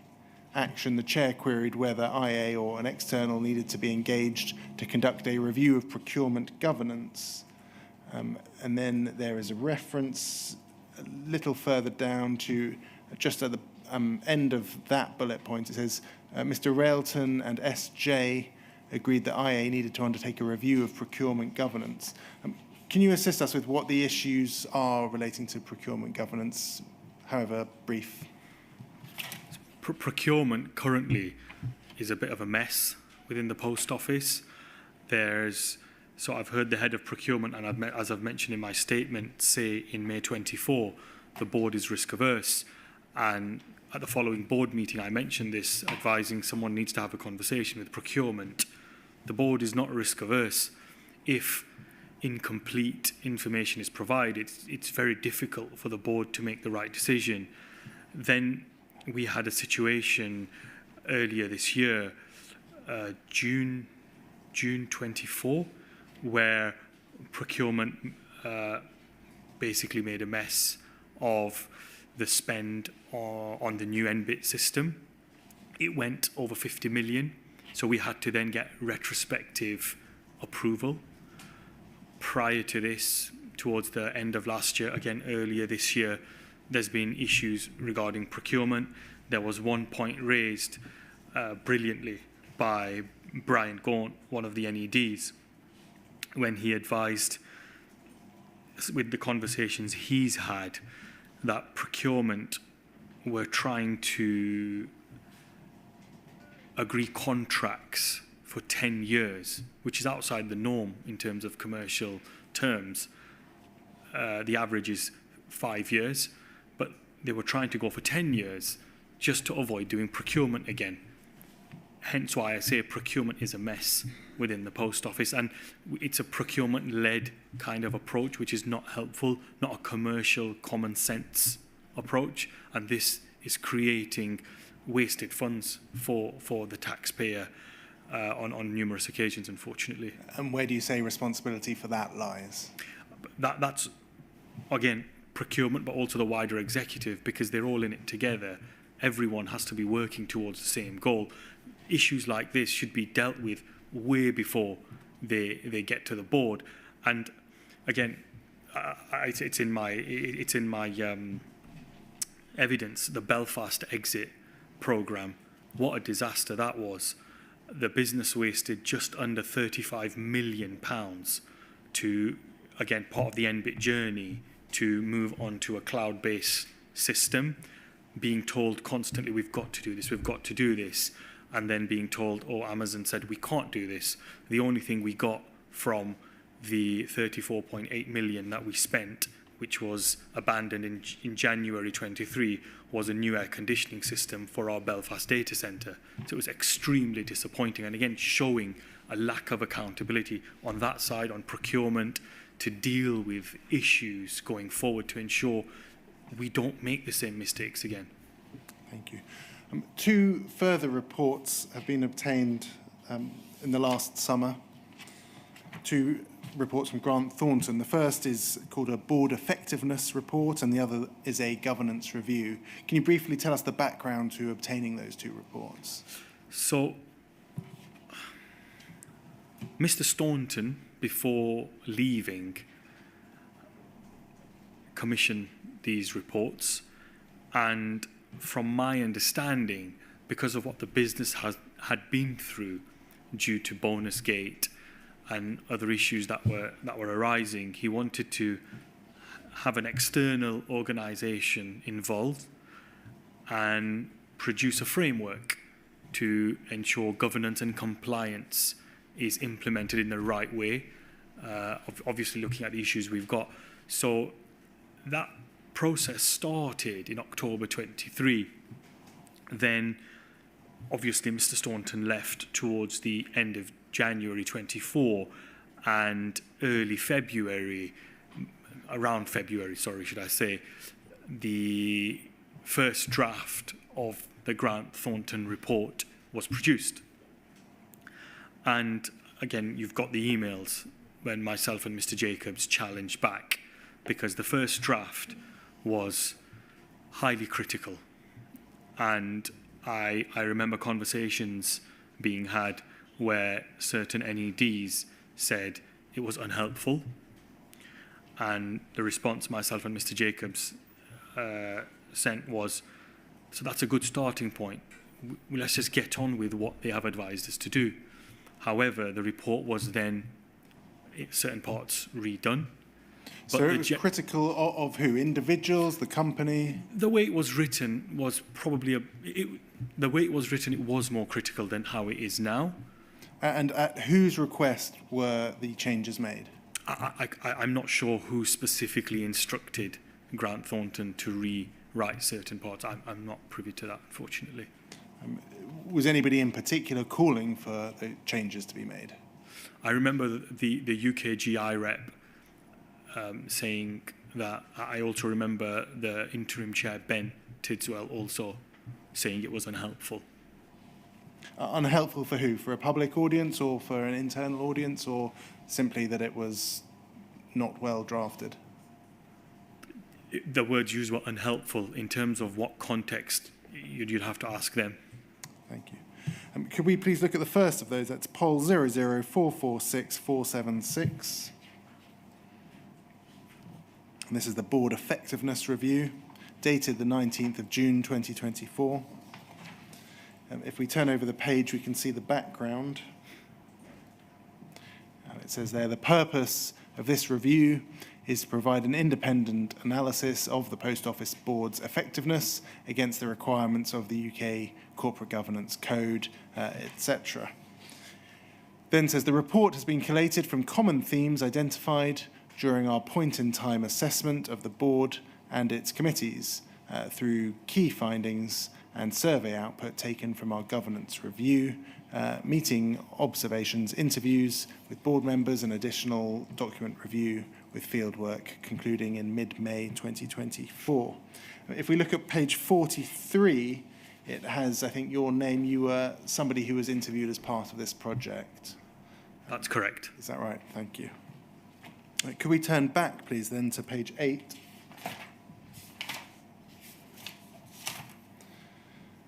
And it sets out there the key findings.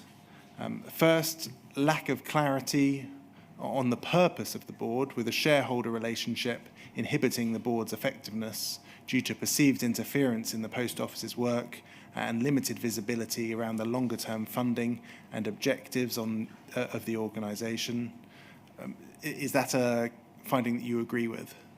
Yes, it's very difficult being the Post Office and having your shareholder, the government, and funding being given in limited amounts. So asking for X million and then small amounts being given, it's very difficult to have a plan in place. Number 2, low levels of trust and team identity. It says 3/4 of the way down number 2, it says equally there are some views expressed of a 2-tier board in operation where decisions are taken outside of the formal board structure without proper debate, and not all non-executive directors have the same visibility on committee papers and minutes. Is that something you agree with? That's correct, yes. And those are matters that you've already addressed Yes. in your evidence. Number 3, no unifying purpose and strategy. Do you agree with that? Yes. Number 4, lack of succession planning. What's your view on that? Yes, we had discussions regarding succession planning, and in private NED-only sessions, and it was clear the lack of talent that existed within the Post Office to take over if senior individuals had left the business. And an example was when Martin Kersley was about to leave the business, we were looking for somebody, and at the time the CEO advised the NEDs that the second in command, Ross Borkett, was too junior, and this was Martin left probably last year. I can't remember the exact dates. Now, regarding Ross, there was a discussion had earlier this year who's going to succeed Martin. He was stepping in interim, and the discussion that took place was obviously the CEO advised he was too junior, wouldn't possibly be taken seriously. So we were thought, certainly myself and Mr. Jacobs were under the impression that we're looking for someone more senior to do the banking aspect, because it's massive. It's 50% of the Post Office's business now. And we find out a few months later that Mr. Borkett's been appointed as the head of banking. So we were shocked. Now, that again highlights the lack of succession planning.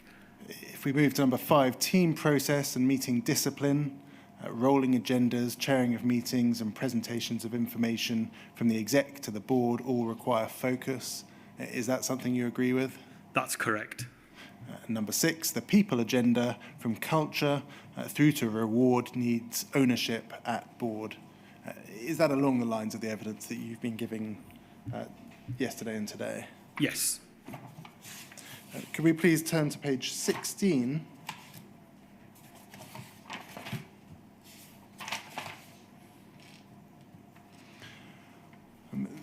This is priority C, leadership capacity, composition and succession. I just wanted to ask you about the penultimate bullet point on the left-hand side.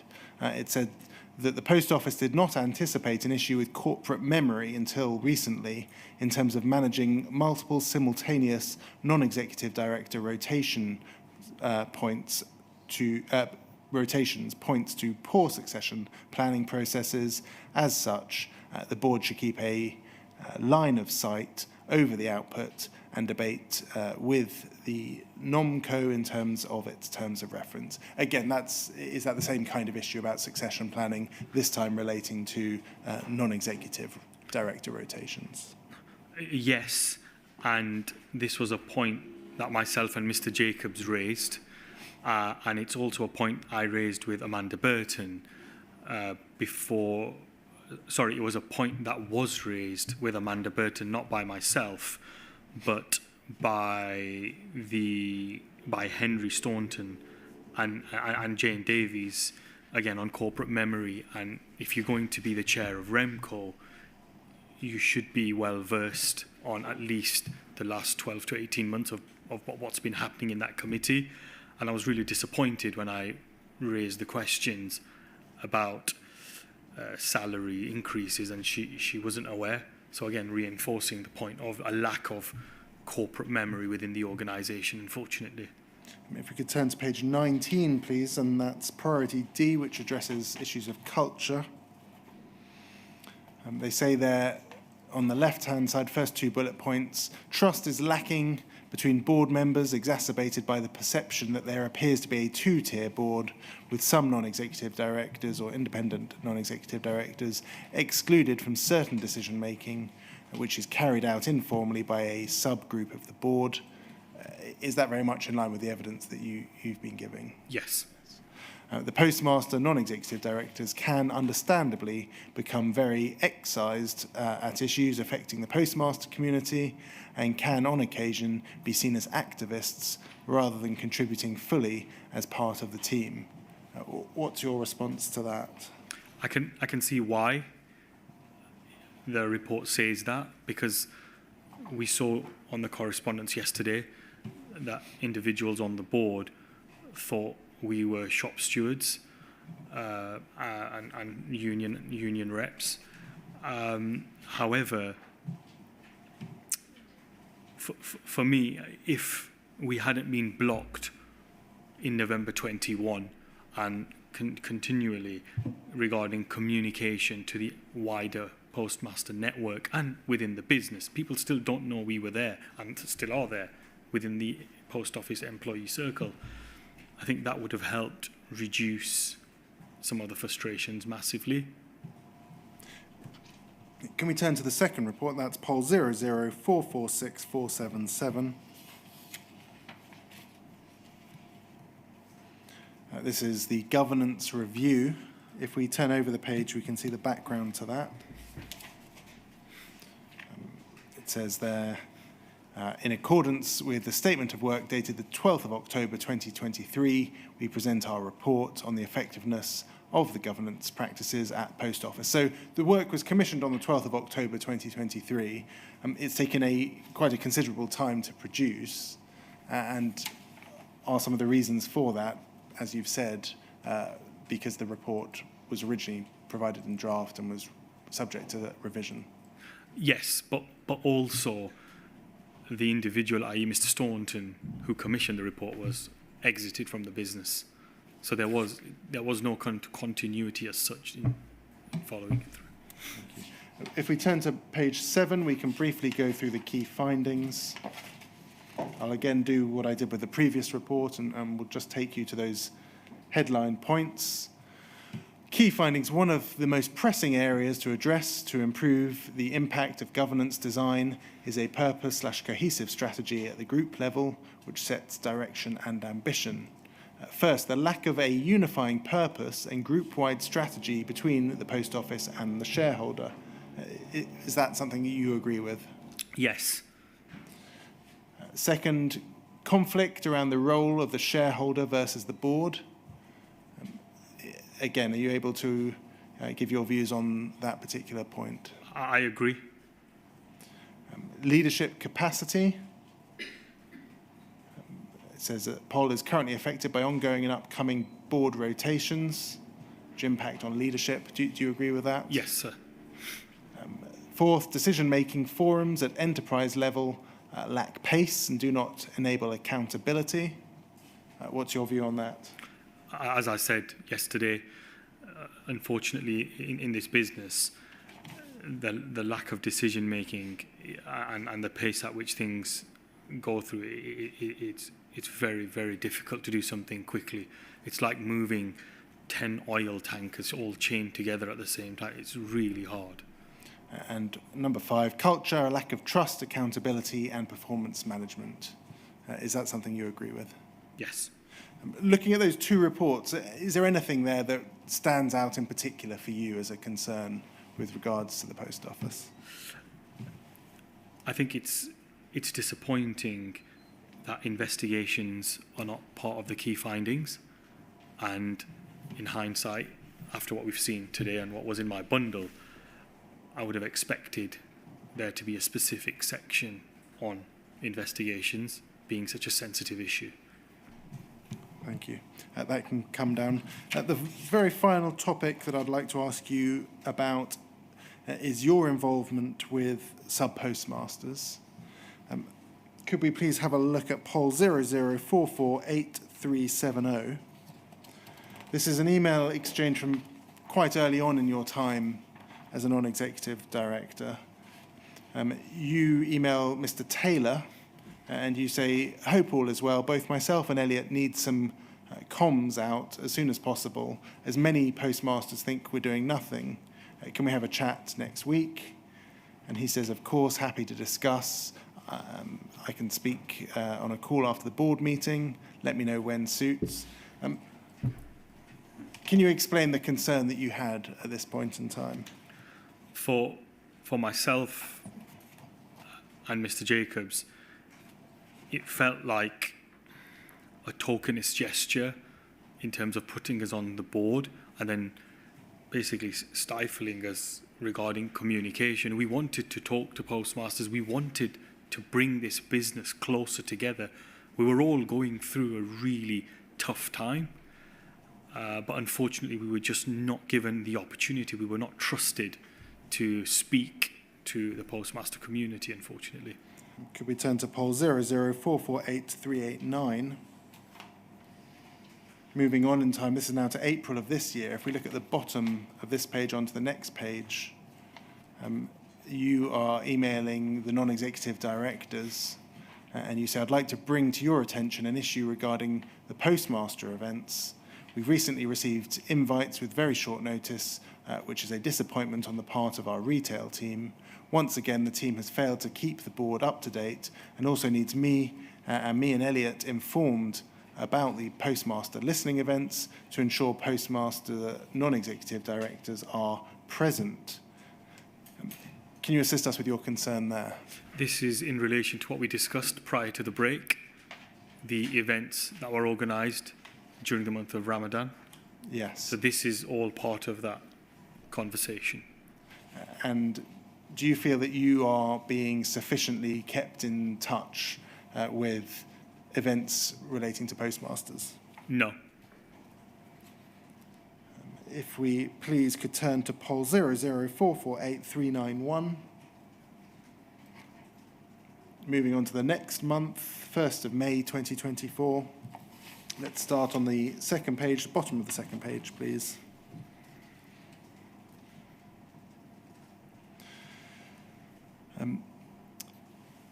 You say there, it's an email from Tracy Marshall to yourself and Mr. Jacobs. She says, I'm writing to ask for your help, please, with the ongoing non-executive director recruitment campaign. You may have seen it in Martin Roberts' email yesterday that we've taken the decision to extend the application window. Next paragraph, please. That's as a result of feedback from sub-postmasters. She says the other piece of feedback received is that postmasters want to understand a bit more about the role itself from your perspective. So they want you to address them in respect of the recruitment drive. And if we go, please, over to the first page, there's a response from you. At the top of the page, please. You say, top of page 1,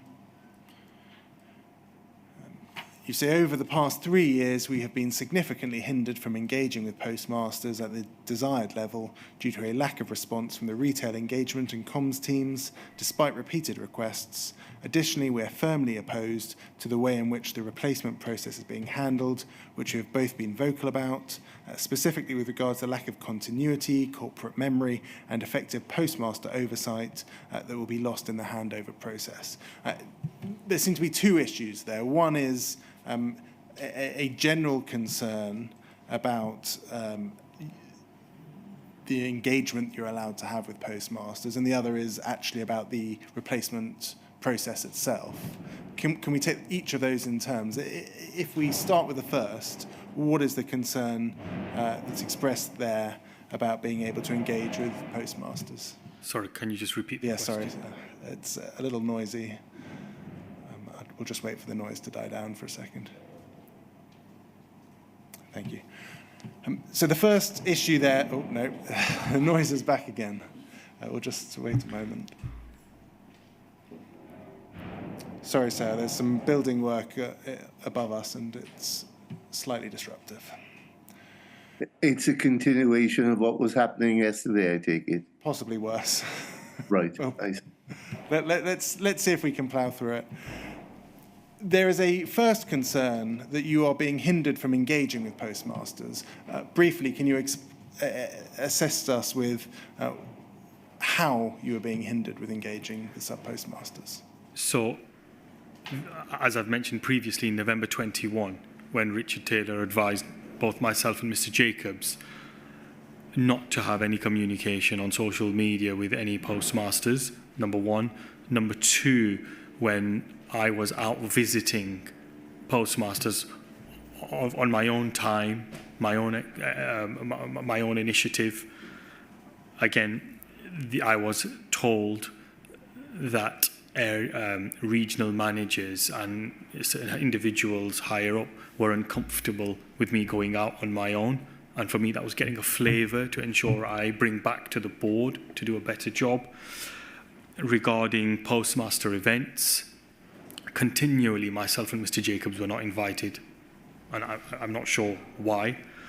Regarding the second part of your question, we had an initial conversation with Tracy Marshall, Martin Roberts, Sean Kerrison. I'm not sure if Sean Kerrison was in the room, but Tracy was definitely there and Martin Roberts were there.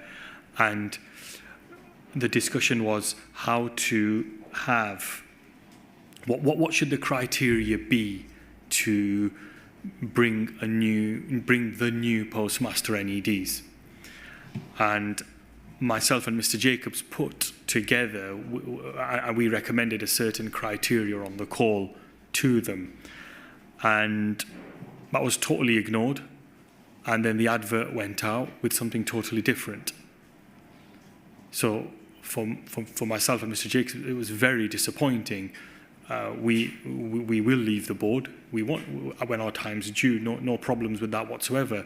However, all the corporate memory information that we've built, we want to give it to individuals, firstly, who are capable, secondly, who can hold the business to account with the right level of scrutiny. That's all we wanted. But again, we were totally ignored in what we suggested. Thank you, Mr. Ismail. Those are all of my questions. Sir, we have some questions from our own Mr. Jacobs. Right. I'll hand over to him. Fine. Thank you, Mr. Ismail. I represent a large number of sub-postmasters.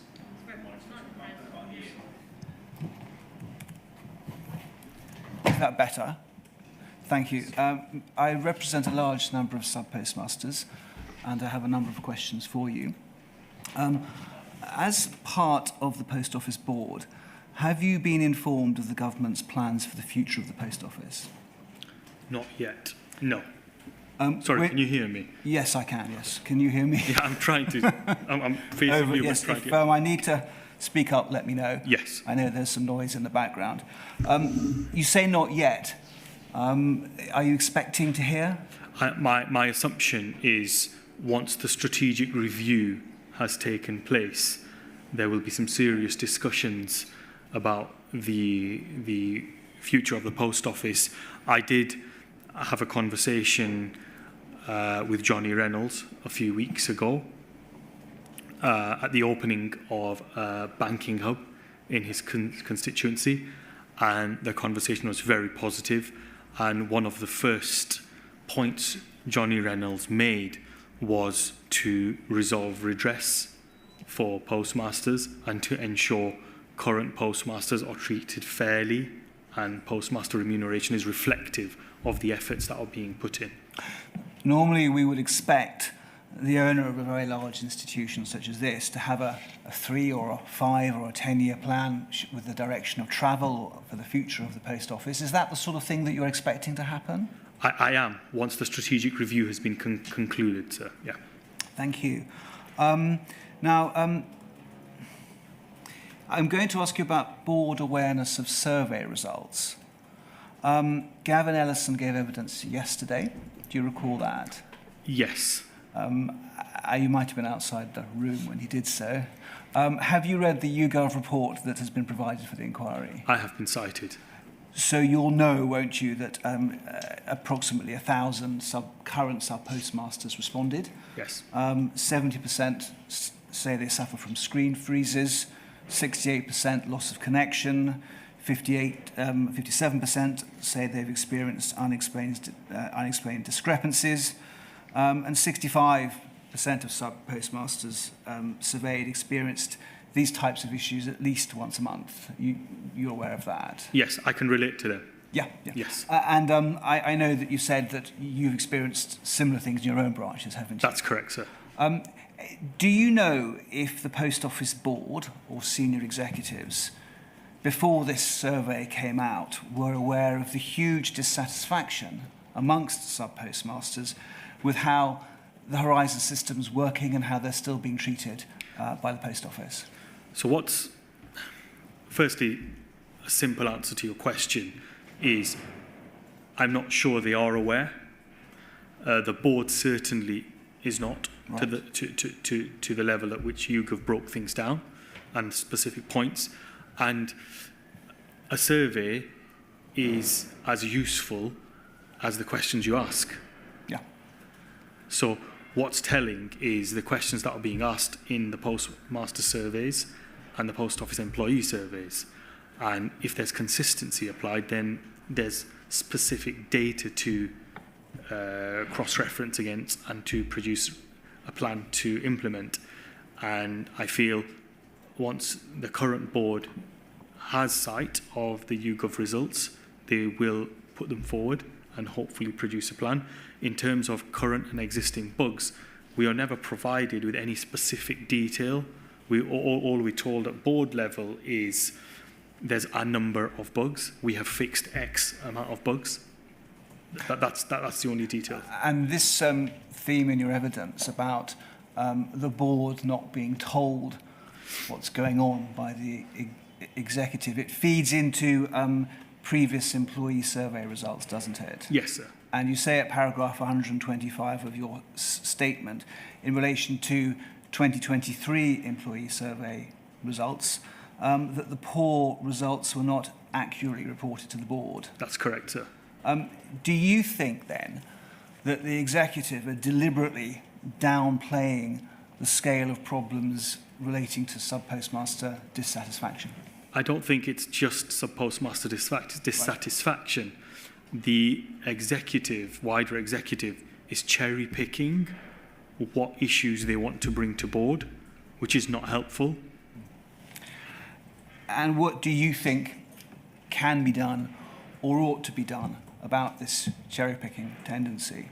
There has to be more oversight within this business, and the best placed individuals to provide the right level of scrutiny are existing and previous postmasters, because they understand the business. Could we then go, and that brings me on to the next topic I wanted to address with you, could we then go to POL 00448394, please? This is, while we're waiting for it to come up, an email from Elliot Jacobs to you, dated the 28th of May 2024, and Nigel Railton is also copied in, and it's entitled Discussion Document. Are you familiar with this? Yes, this was a discussion document that I did. Yeah. And for me, it was my views to set the new chair up for success. And it's helpful because it follows on from what you've just been saying, because you say that this captures your thinking and aims for the future, particularly after some of the evidence from the former chief executive that was given in the inquiry. And just looking at the second paragraph, you say that, that there should be a committee called the PM Advisory Committee. And this committee should have a clear mandate and terms of reference, bring together voices from across the postmaster community, meet 4 to 6 times a year, and aim to educate and guide senior poll members on the impact of proposals and strategies. What members do you have in mind? Proactive postmasters, so obviously groups who represent postmasters. This organisation is such a fascinating and fantastic institution. It has a wide range of stakeholders, but I don't feel having every single stakeholder on the Postmaster Advisory or Postmaster Council, whatever we want to call it, is helpful, because, as I've said previously, making decisions and it is very difficult. The lack of pace within the organisation is clearly evident, and we don't want to do any more to jeopardise any further lack of pace and decision making. So producing a specific committee with individuals where accountability can be made for specific projects, I think is really, really important and the way forward. Okay, thank you. And which senior post office officials ought to be informed or educated by this committee? So for me, maybe I should have been a little bit clearer. I feel it's important for the senior individuals to be on the committee as well. I see. To connect better. There's no point having a committee without these individuals, because whatever's discussed then can't be implemented. So for example, the chief finance officer, the CEO, the chief retail officer, these individuals would be on this type of committee. And in currently with the scenario that we're in, the transformation officer as well would be important. And your proposal is that reading through the document, it should have the authority to call upon senior poll members to explain and challenge what is working and what is not. You're talking about senior executive members who would be invited to come and be challenged. Correct, held to account. Held to account. And you also say it should also provide some overwatch on postmaster investigations. Just on that point, you've told us yesterday that investigations have been rebranded branch assurance visits. Is that right? Yes. And that there are difficulties with the postmasters that are ongoing in relation to understanding data. Individuals until recently weren't allowed representation. Yes. And you talk about the business being the victim investigator, so it's not neutral, and problems with tonality. Do you think that this sort of oversight by an advisory committee would resolve these issues? I think there's different strands to that. Firstly, it's got to be an external external body that does investigations. Right. Because I, for one, don't have the confidence, especially after what I've been cited on within the internal post office investigations and legal team for a fair hearing, number one. Number two, the advantage this oversight brings is there's certain situations that can happen in a post office branch. For example, a customer comes to the counter to deposit £1,000 and to withdraw £1,000, and in error you press the deposit button.